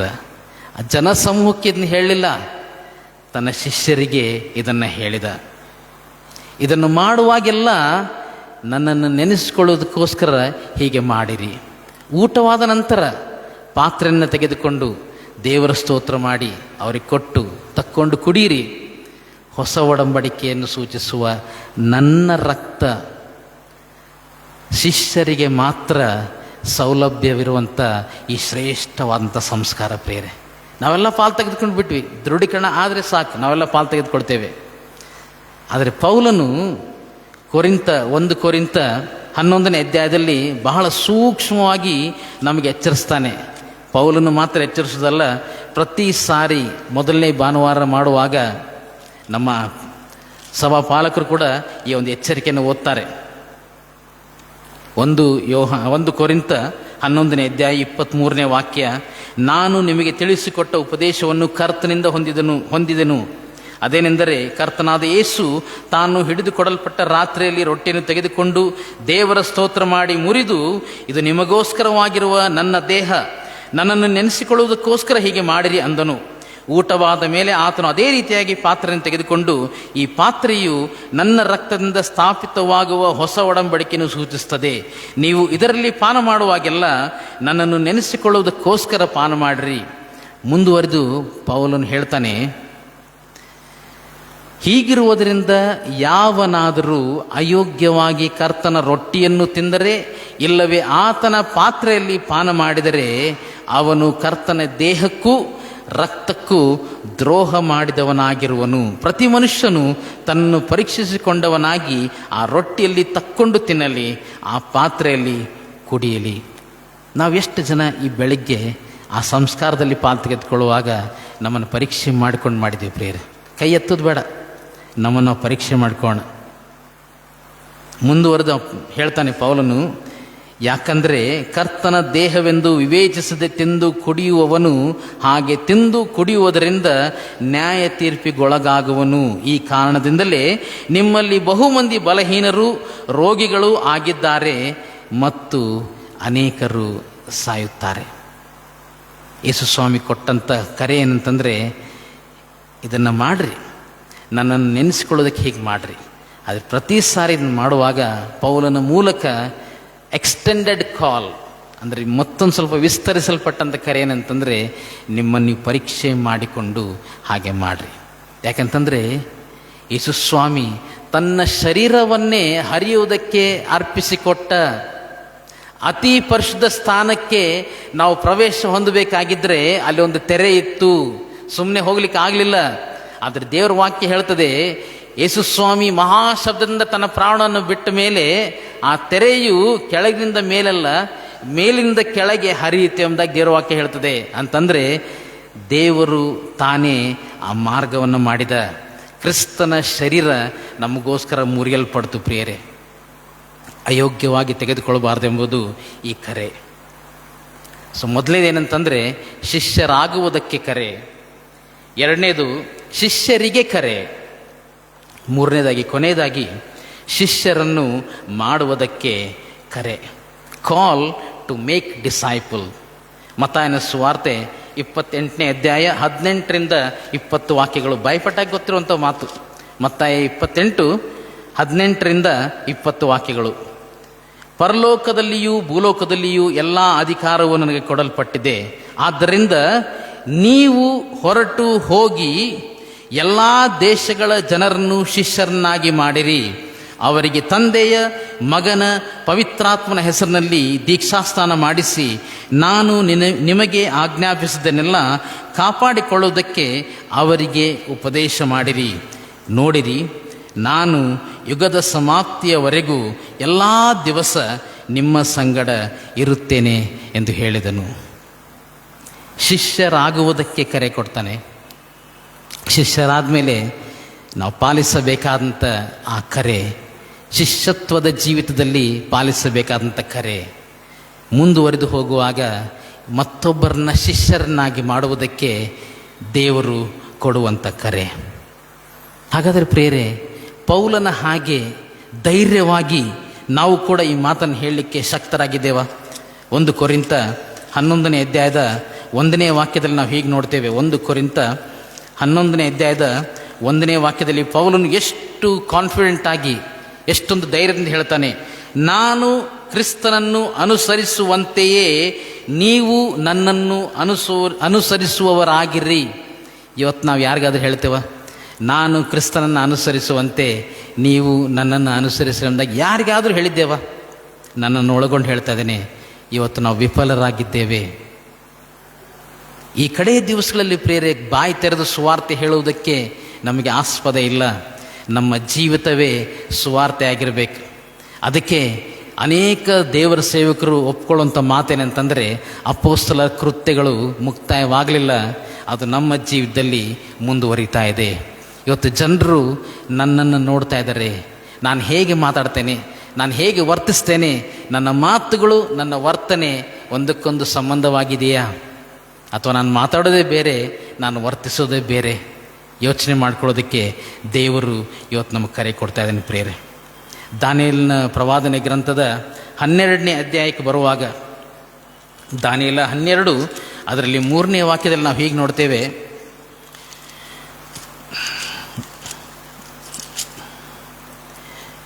ಜ್ಞಾನಿಗಳು ತೇಜೋಮಯವಾದ ಆಕಾಶ ಮಂಡಲದಂತೆ ಪ್ರಕಾಶಿಸುವರು, ಬಹು ಜನರನ್ನು ಸದ್ಧರ್ಮಿಗಳನ್ನಾಗಿ ಮಾಡುವವರು ಯುಗ ಯುಗಾಂತರಗಳಲ್ಲಿಯೂ ನಕ್ಷತ್ರಗಳ ಹಾಗೆ ಹೊಳೆಯುವರು ಎಂಬುದಾಗಿ ದೇವರ ವಾಕ್ಯ ಹೇಳ್ತದೆ ಪ್ರಿಯರೇ. ನಾವು ಇತರರನ್ನ ಶಿಷ್ಯರನ್ನಾಗಿ ಮಾಡಬೇಕು, ಇತರರನ್ನ ಸದ್ಧರ್ಮಿಗಳನ್ನಾಗಿ ಮಾಡುವುದು ನಮಗೆ ಕೊಡಲ್ಪಟ್ಟಿರುವಂಥ ಕರೆಯಾಗಿದೆ. ಜ್ಞಾನೋಕ್ತಿಗಳ ಪುಸ್ತಕ 24ನೇ ಅಧ್ಯಾಯ 11, 12 ವಾಕ್ಯಗಳಲ್ಲಿ ಹೀಗೆ ನೋಡ್ತೇವೆ. ಜ್ಞಾನೋಕ್ತಿ 24, 11, 12 ವಾಕ್ಯಗಳಲ್ಲಿ, ಕೊಲೆಗೆ ಸೆಳೆಯಲ್ಪಟ್ಟವರನ್ನು ರಕ್ಷಿಸು, ಸಂಹಾರಕ್ಕೆ ಗುರಿಯಾದವರನ್ನು ತಪ್ಪಿಸುವುದಿಲ್ಲವೇ? ಇದು ನನಗೆ ಗೊತ್ತಿರಲಿಲ್ಲ ಎಂದು ನೀನು ನೆವ ಹೇಳಿದರೆ ಹೃದಯ ಶೋಧಕನು ಗ್ರಹಿಸುವುದಿಲ್ಲವೋ? ನಿನ್ನ ಆತ್ಮವನ್ನು ಕಾಯುವಾತನು ತಿಳಿಯುವುದಿಲ್ಲವೋ? ಪ್ರತಿಯೊಬ್ಬನ ಕರ್ಮಕ್ಕೆ ಪ್ರತಿಫಲವನ್ನು ಕೊಡದೆ ಬಿಟ್ಟಾನೆ. ಎಷ್ಟು ಸಾರಿ ನಾವು ಈ ರೀತಿಯಾಗಿ ನೆವ ಹೇಳಿದ್ದೇವೆ ಪ್ರಿಯರೇ. ನೆವ ಹೇಳಿ ದೂರ ಉಳ್ಕೊಂಡ್ಬಿಟ್ಟಿದ್ದೇವೆ. ಇವತ್ತು ದೇವರು ಕೊಡುವಂಥ ಕರೆ, ಶಿಷ್ಯರಿಗೆ ಕೊಡುವಂಥ ಕರೆ ಏನಂತಂದರೆ ನಾವು ಇತರರನ್ನು ಶಿಷ್ಯರನ್ನಾಗಿ ಮಾಡಬೇಕು. ಕೊನೆಯದಾಗಿ ಪ್ರಿಯರೇ, ನಾಸ್ತಿಕರು ನಮ್ಗೆ ಗೊತ್ತಿದೆಯಲ್ಲ, ಯಾರು ದೇವರನ್ನು ನಂಬುವುದಿಲ್ಲ, ದೇವರೇ ಇಲ್ಲ ಅಂತ ಹೇಳುವಂಥ ನಾಸ್ತಿಕರು, ಅದರ ವಿರುದ್ಧವಾಗಿ ದೇವರ ಸೇವಕರು, ಯೇಸುವಿನ ಶಿಷ್ಯರಾಗಿ ಈ ಲೋಕದಲ್ಲಿ ಬದುಕಿ ಬಾಳಿದಂಥ ಸೇವಕರು, ಎರಡು ಗುಂಪಿನ ಜನರು ತಮ್ಮ ಮರಣದ ಹಾಸಿಗೆಯಲ್ಲಿ ಇನ್ನೇನು ಸಾಯ್ತೇನೆ ಎಂಬುದಾಗಿರುವಾಗ ಅವರು ಹೇಳಿದಂಥ ಕೆಲವು ಮಾತುಗಳನ್ನು ನಮ್ಮೆಲ್ಲರ ಒಂದು ಜ್ಞಾನಕ್ಕೋಸ್ಕರ, ವಿಚಾರಕ್ಕೋಸ್ಕರ ನಾನು ಹೇಳಲು ಬಯಸ್ತೇನೆ. ಆಂಟನ್ ಝ್ಯಾಂಡೋಸ್ ಲೆವಿ ಯಾರಂತಂದರೆ ಸೈತಾನನ ಸಭೆಯನ್ನು ಸ್ಥಾಪನೆ ಮಾಡಿದಂಥ ಒಬ್ಬ ವ್ಯಕ್ತಿ. ಸೈತಾನನ ಸಭೆ ಅಂತಿದೆ, ಫಾರಿನಲ್ಲಿ ಇಲ್ರಿ, ಬೆಂಗಳೂರಲ್ಲಿ ಕೂಡ ಇದೆ ಸೈತಾನನ ಸಭೆ. ಆರಂಭ ಮಾಡಿದಂಥ ಈ ವ್ಯಕ್ತಿ ಏನು ಹೇಳಿದಂದರೆ, oh my what have I done, ನಾನು ಏನು ಮಾಡಿದ್ದೇನೆ, ಇದರಲ್ಲಿ ಖಂಡಿತವಾಗಿ ಏನೋ ತಪ್ಪಿದೆ ಅಂತ ಹೇಳಿ ಸತ್ತೋದ, ತಿದ್ದುಕೊಳ್ಳಿಲ್ಲ. ಸಾಯುವಾಗ ಅವನಿಗೆ ಅರಿವಾಯಿತು ತಾನು ಮಾಡಿದ ತಪ್ಪಂತ. ಓಲ್ಟೈರ್ ಅಂತ ಹೇಳಿ ಇನ್ನೊಬ್ಬನು ದೊಡ್ಡ ನಾಸ್ತಿಕ, ದೊಡ್ಡ ವಾಕ್ಚತುರ ಇವನು ಓಲ್ಟೈರ್ ಅಂದಾಗ. ಇವನು ಹೇಳಿದ್ದೇನೆಂದರೆ, ನಾನು ದೇವರಿಂದಲೂ ಮನುಷ್ಯರಿಂದಲೂ ತಳ್ಳಲ್ಪಟ್ಟವನಾಗಿದ್ದೇನೆ, ನೇರವಾಗಿ ನರಕಕ್ಕೆ ಹೋಗ್ತಾ ಇದ್ದೇನೆ ಎಂದಾಗಿ ಸಾಯುವಂಥ ಸ್ಥಿತಿಯಲ್ಲಿ ಹೇಳಿದಂಥ ಮಾತು. ಇನ್ನೊಬ್ಬ ವ್ಯಕ್ತಿ, ಇವನು ನಾಸ್ತಿಕರಲ್ಲಿಯೇ ತತ್ವಜ್ಞಾನಿ, ಹೆಚ್ಚು ವಿಚಾರಗಳನ್ನು ಕೊಡುವಂಥ ತತ್ವಜ್ಞಾನಿ, ಡೇವಿಡ್ ಹ್ಯೂಮ್ ಎಂಬುದಾಗಿ. ಈಗಾಗಲೇ ಬೆಂಕಿಯನ್ನು ಅನುಭವಿಸ್ತಾ ಇದ್ದೇನೆ ಎಂಬುದಾಗಿ ಅವನು ಹೇಳಿದ ಸಾಯುವಾಗ. ಸರ್ ಥಾಮಸ್ ಸ್ಕಾಟ್ ಇಂಗ್ಲೆಂಡ್ ದೇಶದ ಚಾನ್ಸಲರ್ ಆಗಿದ್ದಂಥವರು, ನಾಸ್ತಿಕರಾಗಿದ್ದರು. ಈ ಗಳಿಗೆವರೆಗೆ ದೇವರು ಇಲ್ಲ, ನರಕನೂ ಇಲ್ಲ ಎಂಬುದಾಗಿ ಅಂದುಕೊಂಡಿದ್ದೆ. ಆದರೆ ಈಗ ಬರೀ ಅನಿಸೋದಲ್ಲ, ಅದನ್ನು ಅನುಭವಿಸ್ತಾ ಇದ್ದೇನೆ. ದೇವರು ಇದ್ದಾರೆ, ನರಕನೂ ಇದೆ, ಆ ಬೆಂಕಿಯನ್ನು ಈಗಾಗಲೇ ಅನುಭವಿಸ್ತಾ ಇದ್ದೇನೆ. ನೀತಿವಂತನಾದಂಥ ದೇವರ ನ್ಯಾಯಬದ್ಧವಾದ ನೀತಿಯುಳ್ಳ ನ್ಯಾಯ ತೀರ್ಪಿನಿಂದ ನಾನು ನಿತ್ಯ ನಾಶನಕ್ಕೆ ಗುರಿಯಾಗಿದ್ದೇನೆ. ಅವ್ರು ಹೇಳಿದಂಥ ಮಾತು. ಇನ್ನೊಬ್ಬ ದೊಡ್ಡ ನಾಸ್ತಿಕ ಹೇಳ್ತಾನೆ ಪ್ರಿಯರೇ, ಸುತ್ತುವರೆದಂಥ ಎಲ್ಲ ನಾಸ್ತಿಕರಿಗೆ ಹೇಳ್ತಾ ಇದ್ದೇನೆ, ದಯಮಾಡಿ ನಿಮ್ಮ ಬಾಯಿಗಳನ್ನು ಮುಚ್ಚ್ರಿ, ಇನ್ನು ಹೆಚ್ಚು ಕೇಳಿಸ್ಕೊಳ್ಳೋದಕ್ಕೆ ಮನಸ್ಸಿಲ್ಲ. ದೇವರಿದ್ದಾನೆ. ಆಗಲೇ ನಾನು ನರಕದಲ್ಲಿ ಕಾಲಿಟ್ಬಿಟ್ಟಿದ್ದೇನೆ. ನಾನು ಒಂದು ವೇಳೆ 1000 ವರ್ಷಗಳು ಈ ಬೆಂಕಿಯಲ್ಲಿ ನಾನು ಇದ್ದು ದೇವರನ್ನು ತೃಪ್ತಿಪಡಿಸಬೇಕಾಗಿದ್ದರೆ ನಾನು ಅದಕ್ಕೆ ನನ್ನನ್ನು ಒಪ್ಪಿಸಿಕೊಡ್ತೇನೆ. ಆದರೆ ಈಗ ಬಹಳ ತಡವಾಗಿಬಿಟ್ಟಿದೆ, ನಾನು ನಿತ್ಯ ತೊಕ್ಕು ನರಕದಲ್ಲಿ ಇಳಿದು ಬಿಟ್ಟಿದ್ದೇನೆ. ಇನ್ನೊಬ್ಬ ದೊಡ್ಡ ನಾಸ್ತಿಕ ಹೇಳ್ತಾನೆ, ನಾನು ಕಾರ್ಗತ್ತಲೆಯಲ್ಲಿ ಜಂಪ್ ಮಾಡ್ತಾ ಇದ್ದೇನೆ, ಯಾವ ಬೆಳಕು ಕಾಣ್ತಾ ಇಲ್ಲ, ಕಾರ್ಗತ್ತಲೆಯಲ್ಲಿ ಜಂಪ್ ಮಾಡ್ತಾ ಇದ್ದೇನೆ. ನಾಸ್ತಿಕರು ಹೇಳಿದಂಥ ಮಾತು. ಈಗ ಒಬ್ಬ ದೇವರ ಸೇವಕರ ಕುರಿತು ಹೇಳ್ತೀನಿ ಪ್ರಿಯರೇ. D.L. ಮೂಡಿ ಎಂಬುದಾಗಿ ದೊಡ್ಡ ಪ್ರಸಂಗಿ, ಎಂಥ ದೇವರ ಸೇವೆ ಮಾಡಿದವರು ಅಂತಂದರೆ, ಒಂದು ಸಾರಿ ಅವ್ರಿಗೆ ಭಾಳ ಆಯಾಸ ಆಗಿತ್ತು. ಇನ್ನೊಂದು ದಿವಸದ ಕೂಟ ಇದೆ, ಮನೆಗೆ ಬಂದು ಮಲಗಿಕೊಂಡಾಗ ಕುಟುಂಬದವ್ರಿಗೆ ಗೊತ್ತಾಗ್ತದೆ ಇನ್ನೊಂದು ದಿವಸದ ಕೂಟ ಮಾಡಲಿಕ್ಕೆ ಕೂಡ ಇವರಲ್ಲಿ ಶಕ್ತಿ ಇಲ್ಲ. ಆಗ ಅವ್ರು ಹೇಳಿದ್ರಂತೆ, ಯಾಕೆ ನಾಳೆ ದಿವಸದ ಕೂಟವನ್ನು ನೀನು ಕ್ಯಾನ್ಸಲ್ ಮಾಡಬಾರ್ದು? ಆಗ ಅವ್ರು ಹೇಳಿದ್ರಂತೆ, ದೇಹದಲ್ಲಿ ಬಲಹೀನಗೊಂಡಿದ್ದೇನೆ, ಆದರೆ ಕರ್ತನ ಸೇವೆಯಲ್ಲಿ ಆಯಾಸಗೊಂಡಿಲ್ಲ. ಅಂಥ ದೃಢವಾದಂಥ ದೇವರ ಸೇವಕರು ಹೇಳಿದಂಥ ಮಾತೇನಂತಂದರೆ, ಅರು ತಪ್ಪಿತ್ತು ಅವ್ರಿಗೆ, ಅನ್ಕಾನ್ಷಿಯಸ್ ಆಗಿದ್ದರು. ಸಡನ್ನಾಗಿ ಎದ್ದು ಹೇಳಿದ್ರಂತೆ, ಇದುವೇ ಮರಣ ಅಂತ ಗೊತ್ತಿದ್ರೆ ಇನ್ನಷ್ಟು ಬೇಗನೆ ಇದ್ರೊಳಗೆ ಹೋಗ್ತಾ ಇದ್ದೆ, ಎಷ್ಟು ಮಹಿಮೆಕರವಾಗಿದೆ, ಬೆಳಕು ನನಗೋಸ್ಕರ ಕಾದ್ಕೊಂಡಿದೆ ಅಂತ ಹೇಳಿ ಮತ್ತೆ ಕಣ್ಣು ಮುಚ್ಚಿದ್ರಂತೆ. ಕಣ್ಣು ಮುಚ್ಚಿದಾಗ ಪಕ್ಕದಲ್ಲಿದ್ದಂಥ ಅವ್ರ ಮಗ ಹೇಳಿದಂತೆ, ಡ್ಯಾಡಿ ನೀವು ಕನಸು ಕಾಣ್ತಾ ಇದ್ದೀರಾ? ಕಣ್ಣು ಬಿಟ್ಟು ಹೇಳಿದ್ರಂತೆ, ಕನಸಲ್ಲ, ಬಹಳ ಮಹಿಮಾರೂಪವಾಗಿದೆ, ಇದು ನನಗೆ ಇವತ್ತು ಅವಾರ್ಡ್ ಕೊಡುವಂಥ ಒಂದು ದಿವಸ, ಬಹಳ ಮಹಿಮೆಯಲ್ಲಿ ನಾನು ಮುಂದುವರಿತಾ ಇದ್ದೇನೆ ಅಂತ ಹೇಳಿ ಕಣ್ಣು ಮುಚ್ಚಿ ಮರಣವನ್ನಪ್ಪಿದ್ರಂತ ಪ್ರಿಯರೇ. ಯಾವುದು ಆಯ್ಕೆ ಮಾಡ್ಕೊಳ್ಳೋಣ ಪ್ರೇರ್ ನಾವು? ಎಷ್ಟು ದಿವಸಗಳವರೆಗೆ ಇನ್ನೂ ನಮ್ಮ ಸಂಪ್ರದಾಯದಲ್ಲಿ ಮುಂದುವರಿಯೋಣ? ನಾವು ಕ್ರಮಬದ್ಧವಾಗಿ ಆಲಯಕ್ಕೆ ಬರೋದರಿಂದ ದೇವರು ನಮ್ಮನ್ನು ಪರಿಗಣಿಸುವುದಿಲ್ಲ ಪರಲೋಕಕ್ಕೆ. ದೇವರು ನಮ್ಮ ಹೃದಯವನ್ನು ನೋಡುವತನಾಗಿದ್ದಾನೆ ಪ್ರಿಯರೇ. ಈ ಸಾಯಂಕಾಲ ನಮ್ಮ ಕೊಡಲ್ಪಟ್ಟಿರುವಂಥ ಈ ಕರೆಯ ವಿಷಯ, ಸಾಮಾನ್ಯ ಒಂದು ಕರೆ ಕಾಲ್ ಬಂದರೆ ನಾವು ಅದನ್ನು ಮಿಸ್ ಮಾಡ್ಕೊಳ್ಳಿಕ್ಕೆ ಮನಸ್ಸು ಮಾಡೋದಿಲ್ಲ. ಯಾವುದೋ ಒಂದು ಇಂಪಾರ್ಟೆಂಟ್ ಕಾರ್ಯಕ್ರಮದಲ್ಲಿ ಈಗ ಸಭೆಯಲ್ಲಿ ಇರುವಾಗಲೇ ಹೊರಗಡೆ ಕಾಲ್ ಇಟ್ಕೊಡ್ಲೆ ಫಸ್ಟ್ ನಾವು ಚೆಕ್ ಮಾಡೋದು ಮೊಬೈಲ್, ಎಷ್ಟು ಮಿಸ್ಡ್ ಕಾಲ್ ಇದೆ ಎಂದಾಗ ನೋಡ್ತೇವೆ. ಅದರಲ್ಲಿ ಯಾವುದು ಬಹಳ ಪ್ರಾಮುಖ್ಯವಾಗಿದೆ ಮೊದಲು ಅದನ್ನು ಕರೆ ಮಾಡಿ ಮಾತಾಡ್ತೇವೆ, ಹೌದಲ್ಲ? ನಾನು ಸುಳ್ಳು ಹೇಳ್ತಾ ಇಲ್ಲ ಪ್ರೇರ್, ನನ್ನನ್ನು ಒಳಗೊಂಡು ಹೇಳ್ತಾ ಇದ್ದೇನೆ. ಇಂಥ ಕರೆಗೆ ನಾವು ಇಷ್ಟು ಪ್ರಾಮುಖ್ಯತೆ ಕೊಡುವಾಗ ನಮ್ಮ ಕರ್ತನಂತ ಯೇಸು ಸ್ವಾಮಿ ತನ್ನ ಶಿಷ್ಯರನ್ನಾಗಿ ನಮ್ಮನ್ನು ಮಾಡಬೇಕೆಂಬುದಾಗಿ ಕೊಡುವಂಥ ಕರೆಗೆ ಇನ್ನೆಷ್ಟು ಪ್ರಾಮುಖ್ಯತೆ ಕೊಡಬೇಕು ಪ್ರೇರೆ. ಇನ್ನೂ ನಮ್ಮ ಹೆಚ್ಚಿನ ತನದಲ್ಲಿಯೇ ನಾವು ಮುಂದುವರಿಬೇಕಾ? ನಾವು ಹೆಚ್ಚಿನವರಾಗಬೇಕಾಗಿದ್ದರೆ ತಗ್ಗಿಸಲ್ಪಡಬೇಕು ಎಂಬುದಾಗಿ ಯೇಸು ಸ್ವಾಮಿ ಕರೆ ಕೊಡ್ತಾ ಇದ್ದಾನೆ ಪ್ರೇರೆ. ಒಂದು ವೇಳೆ ಇವತ್ತು ನಾವು ಆ ನಿರ್ಧಾರ ಮಾಡಿದ್ದೇ ಆಗಿದ್ದರೆ ಇರುವಂಥ ಸ್ಥಳದಲ್ಲಿ ನಮ್ಮ ತಲೆಗಳನ್ನು ಬಾಗಿಸ್ಕೊಳ್ಳೋಣ, ನಮ್ಮ ಕಣ್ಣುಗಳನ್ನು ಮುಚ್ಕೊಳ್ಳೋಣ ಪ್ರೇರೆ. ಆಚೆ ಈಚೆ ನೋಡೋದು ಬೇಡ. ನಮ್ಮ ಕಣ್ಣುಗಳನ್ನು ಮುಚ್ಚಿಕೊಂಡಿರುವಾಗ ನಾನು ಆರಂಭದಲ್ಲಿ ಹೇಳಿದಂಥ ಆ ವಿವಿಧ ಗುಂಪುಗಳ ಕುರಿತು ಆಲೋಚನೆ ಮಾಡಿಕೊಳ್ಳೋಣ. ದಯಮಾಡಿ ಆಚೆ ಈಚೆ ಯಾರು ನೋಡೋದು ಬೇಡ. ಆರಂಭದಲ್ಲಿ ನಾನು ಹೇಳಿದಂಥ ಆ ಗುಂಪುಗಳು ದೊಡ್ಡ ಜನ ಸಮೂಹ. ಇವತ್ತು ನಾವು ಅದರಲ್ಲಿದ್ದೇವಾ? ಯೇಸುವಿನ ಹಿಂದೆ ಬಂದರು, ಹೋಸನ್ನ ಎಂಬುದಾಗಿ ಕೂಗಿದ್ರು, ಕಡೆಯಲ್ಲಿ ಬರಬನನ್ನು ಬಿಟ್ಟುಕೊಡ ಎಂಬುದಾಗಿ ಹೇಳಿದರು. ಸ್ತ್ರೀಯರ ಗುಂಪು ತಮ್ಮಲ್ಲಿದ್ದಂಥದ್ದನ್ನು ಕೊಟ್ಟು ಉಪಚರಿಸಿದರು. ಆದರೆ ಶಿಲುಬೆಗೆ ಹಾಕಲ್ಪಟ್ಟಾಗ ಯೇಸು ಸ್ವಾಮಿ ದೂರದಲ್ಲಿ ನಿಂತ್ಕೊಂಡು ನಡೆದಂಥ ಸಂಗತಿಗಳನ್ನು ನೋಡಿದರು. ಫರಿಸಾಯರು, ಶಾಸ್ತ್ರಿಗಳು ಬರೀ ತಪ್ಪನ್ನು ಕಂಡುಹಿಡಿಯೋದಕ್ಕೆ ಯೇಸುವಿನ ಹಿಂದೆ ಹೋಗ್ತಾ ಇದ್ರು. 70 ಮಂದಿ ಶಿಷ್ಯರು ಬಹಳ ಸಂತೋಷಪಟ್ಟರು ಅದ್ಭುತ ಕಾರ್ಯಗಳನ್ನು ನೋಡಿ. ಆದರೆ ಕಠಿಣವಾದಂಥ ಬೋಧನೆ ಬಂದಾಗ ಅಂದಿನಿಂದ ಯೇಸುವಿನ ಹಿಂದೆ ಹೋಗೋದನ್ನು ಬಿಟ್ಟುಬಿಟ್ರೆ ಎಂಬುದಾಗಿ ನೋಡ್ತೇವೆ. ದುಃಖಕರ ಸಂಗತಿ. 12 ಮಂದಿ ಅಪೊಸ್ತಲರಲ್ಲಿ ಒಬ್ಬ ಕಳ್ಳ ನಿತ್ಯ ನಾಶನಕ್ಕೆ ಹೊರಟು ಹೋದ. 12 ಮಂದಿ ಅಪೊಸ್ತಲರಲ್ಲಿ ಕುರುಬನನ್ನು ಹೊಡೆಯುವೆನು, ಕುರಿಗಳು ಚದುರಿ ಹೋಗ್ತವೆ ಎಂಬುದಾಗ ಆ ಪ್ರವಾದನೆ ಆ ಗೆತ್ಸೆಮನೆ ತೋಟದಲ್ಲಿ ನೆರವೇರುವಾಗ ಎಲ್ಲರೂ ಓಡಿ ಹೋದರು. ಹೇಗೂ ಇನ್ಫ್ಲೂಯೆನ್ಸಿಂದ ಒಳಗೆ ಹೋದಂಥ ಪೇತ್ರ ನಾವು ನೋಡ್ತೇವೆ 3 ಸಾರಿ ಆತನನ್ನು ಅರಿಯೇನು ಎಂಬುದಾಗಿ ಹೇಳಿಬಿಟ್ಟ. ಆದರೆ ಪ್ರಿಯರೇ, ಒಂದು ಸೂಕ್ಷ್ಮವಂತ ಸಂಗತಿಯನ್ನು ನಾವು ಗಮನಿಸೋಣ. ಯೇಸುವಿನಿಗೆ ಆಪ್ತನಾಗಿದ್ದ, ಎದೆ ಮೇಲೆ ಹೊರಕೊಂಡಿದ್ದಂಥ ಯೋಹಾನನ ಕುರಿತು ನೋಡ್ತೇವೆ. ಶಿಲುಬೆಯವರೆಗೆ ಅವನು ಯೇಸುವನ್ನು ಹಿಂಬಾಲಿಸಿದ ಎಂಬುದಾಗಿ ದೇವರ ವಾಕ್ಯ ಹೇಳ್ತದೆ ಪ್ರಿಯರೇ. ಶಿಲುಬೆಯವರೆಗೆ ಹೋದ. ದೇವರ ವಾಕ್ಯ ಹೇಳ್ತದೆ, ಅಮ್ಮ ಈಗೋ ನಿನ್ನ ಮಗ, ಮತ್ತು ಆ ಶಿಷ್ಯನಿಗೆ ಹೇಳ್ತಾನೆ, ಈಗೋ ನಿನ್ನ ತಾಯಿ. ಅಲ್ಲಿಗೆ ನಿಂತು ಹೋಗಲಿಲ್ಲ.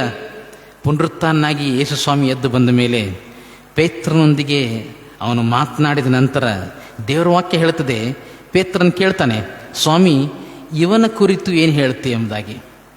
ಆಗ ಯೇಸು ಸ್ವಾಮಿ ಹೇಳಿದ ಮಾತೇನೆಂದರೆ, ನಾನು ಬರುವ ತನಕ ಇವನು ಜೀವದಿಂದ ಇರಬೇಕೆಂಬುದಾಗಿದ್ದರೆ ಅದು ನಿನಗೇನು ಎಂಬುದಾಗಿ.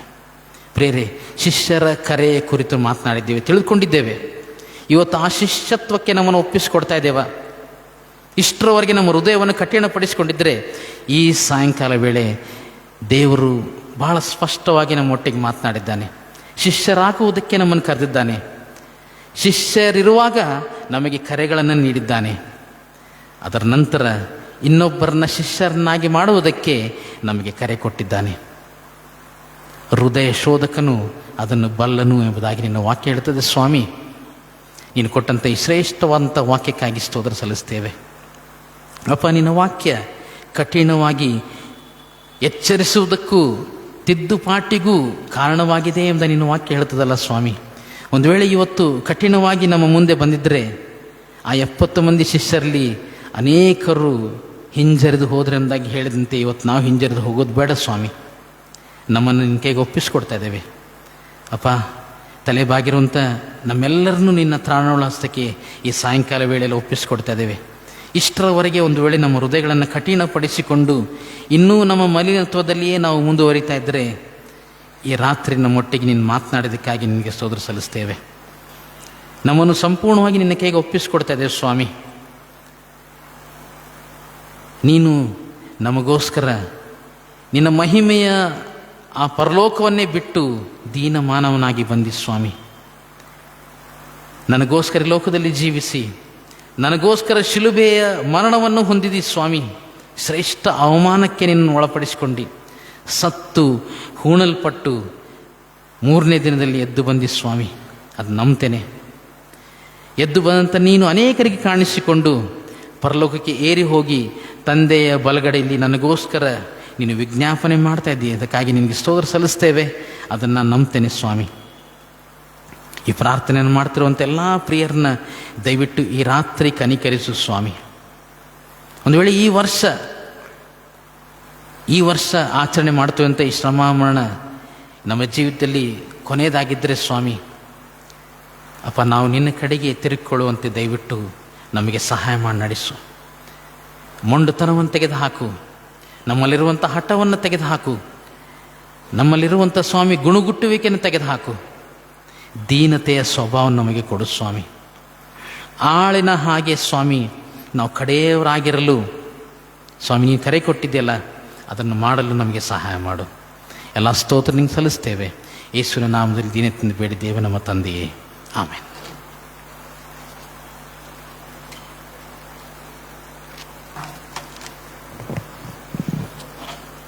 ಕೊನೆಯದಾಗಿ ಸಂಗೀತದಲ್ಲಿ 233ನೇ ಸಂಗೀತವನ್ನು ಹಾಡಿಕೊಳ್ಳೋಣ. ಸಂಗೀತ 233 1 ಮತ್ತು 2 ಚರಣ ಮಾತ್ರ ಹಾಡಿಕೊಳ್ಳೋಣ. ಯೇಸುವನ್ನು ನೋಡು ಸೋತ ಪಾಪಿಯೇ, ನಿನ್ನ ಪಾಪವೇಲ ಹೋತನಲ್ಲವೇ, ನಿನಗಾಗಿ ಯೇಸು ಬಾಧೆ ಪಟ್ಟನು. ಯೇಸುವನ್ನು ನೋಡಿ ನಂಬಿ ಜೀವಿಸು, ನಿನಗಾಗಿ ಯೇಸು ಬಾಧೆ ಪಟ್ಟನು. ಯೇಸುವನ್ನು ನೋಡಿ ನಂಬಿ ಜೀವಿಸು, ಯೇಸುವನ್ನು ನೋಡು ಯುದ್ಧದೊಳಗೆ ಶತ್ರು ಬಾಲ ಸುತ್ತ ಮೋತೆ ಬಂದರೆ ಅಲ್ಪತ್ರಾಣಿ ಹೋರು ವಾಕ್ಯ ಶಸ್ತ್ರನೇ. ಯೇಸುವನ್ನು ನೋಡಿ ನಂಬಿ ಗೆಲ್ಲುವಿ, ಅಲ್ಪತ್ರಾಣಿ ಹೋರು ವಾಕ್ಯ ಶಸ್ತ್ರದೇ. ಯೇಸುವನ್ನು ನೋಡಿ ನಂಬಿ ಗೆಲ್ಲುವಿ. ಕರ್ತನು ತಾನೇ ಕಲಿಸಿಕೊಟ್ಟ ಪ್ರಾರ್ಥನೆ ಒಟ್ಟಾಗಿ ಹೇಳೋಣ. ನಂತರ ಸಹೋದರ ಅಂತ್ಯಾಶೀರ್ವಾದ ನೀಡಬೇಕಾಗಿ ಕೇಳ್ಕೋತೇನೆ. ಪರಲೋಕದಲ್ಲಿರೋ ನಮ್ಮ ತಂದೆಯೇ, ನಿನ್ನ ನಾಮವು ಪರಿಶುದ್ಧವೆಂದು ಎಣಿಸಲ್ಪಡಲಿ, ನಿನ್ನ ರಾಜ್ಯವು ಬರಲಿ, ನಿನ್ನ ಚಿತ್ತವು ಪರಲೋಕದಲ್ಲಿ ನೆರವೇರೋ ಪ್ರಕಾರ ಭೂಲೋಕದಲ್ಲಿಯೂ ನೆರವೇರಲಿ. ನಮ್ಮ ಅನುದಿನವನ್ನು ಹೃದಯ ಪಾಲಿಸಿಕೊಡು. ನಮಗೆ ತಪ್ಪು ಮಾಡುವ ಕ್ಷಮಿಸು. ನಮ್ಮನ್ನು ಶೋಧನೊಳಗೆ ಸೇರಿಸದೆ ಕೇಟಿಂದ ನಮ್ಮನ್ನು ತಪ್ಪಿಸು. ಯಾಕೆಂದರೆ ರಾಜ್ಯವು ಬಲವು ಮಹಿಮೆಯು ಸದಾಕಾಲ ನಿನ್ನವೇ ಸ್ವಾಮಿ, ಆಮೇನ್. ವಿಶ್ವಾಸದಿಂದ ಕರ್ತನ ಆಶೀರ್ವಾದವನ್ನು ಹೊಂದಿಕೊಳ್ಳೋಣ. ಈಗಲೂ ನಮ್ಮ ಕರ್ತನಾದ ಯೇಸು ಕ್ರಿಸ್ತನ ಕೃಪೆಯು, ತಂದೆಯಾದ ದೇವರ ಪ್ರೀತಿಯು, ಪರಿಶುದ್ಧಾತ್ಮನ ಅನ್ಯೋನ್ಯತೆ ಸಹವಾಸ ನಡೆಸುವಿಕೆ ಈಗಲೂ ಯಾವಾಗಲೂ ನಮ್ಮೆಲ್ಲರೊಂದಿಗಿರಲಿ. ಆಮೆನ್. ಶಿಲ್ಬೆ ಪಾಠವನಾದು ನೋಡಿದರೆ ಜೀವದೋತ್ಪತ್ತಿಯಾಗುವುದು. ಓ ಪಾಪಾತ್ಮರೇ ನೋಡಿರಿ ವಾಗಲೇ ತಾಪ ತಾಳಿದ ಕ್ರಿಸ್ತನನ್ನು ನೋಡು ನೋಡಿರಿ. ಶಿಲ್ಬೆ ಪಾಠವನಾದು ನೋಡಿದರೆ ಜೀವದೋತ್ಪತ್ತಿಯಾಗುವುದು. ಯೇಸು ತಾನೊಪ್ಪಿಸಿ ಕೊಟ್ಟಾಗಲೇ ನಿಮ್ಮ ದೋಷವು ಹಾರಿತು. ಆತ ರಕ್ತವ ಚೆಲ್ಲಿ ಸತ್ತಾಗಲೇ ನಿಮ್ಮ ಸಾಲವು ಸಾಂದೋಯಿತು. ನೋಡು ನೋಡಿರಿ ಶಿಲ್ಬೆ ಪಾಠವನಾನು ನೋಡಿದರೆ ಜೀವದೋತ್ಪತ್ತಿಯಾಗುವುದು.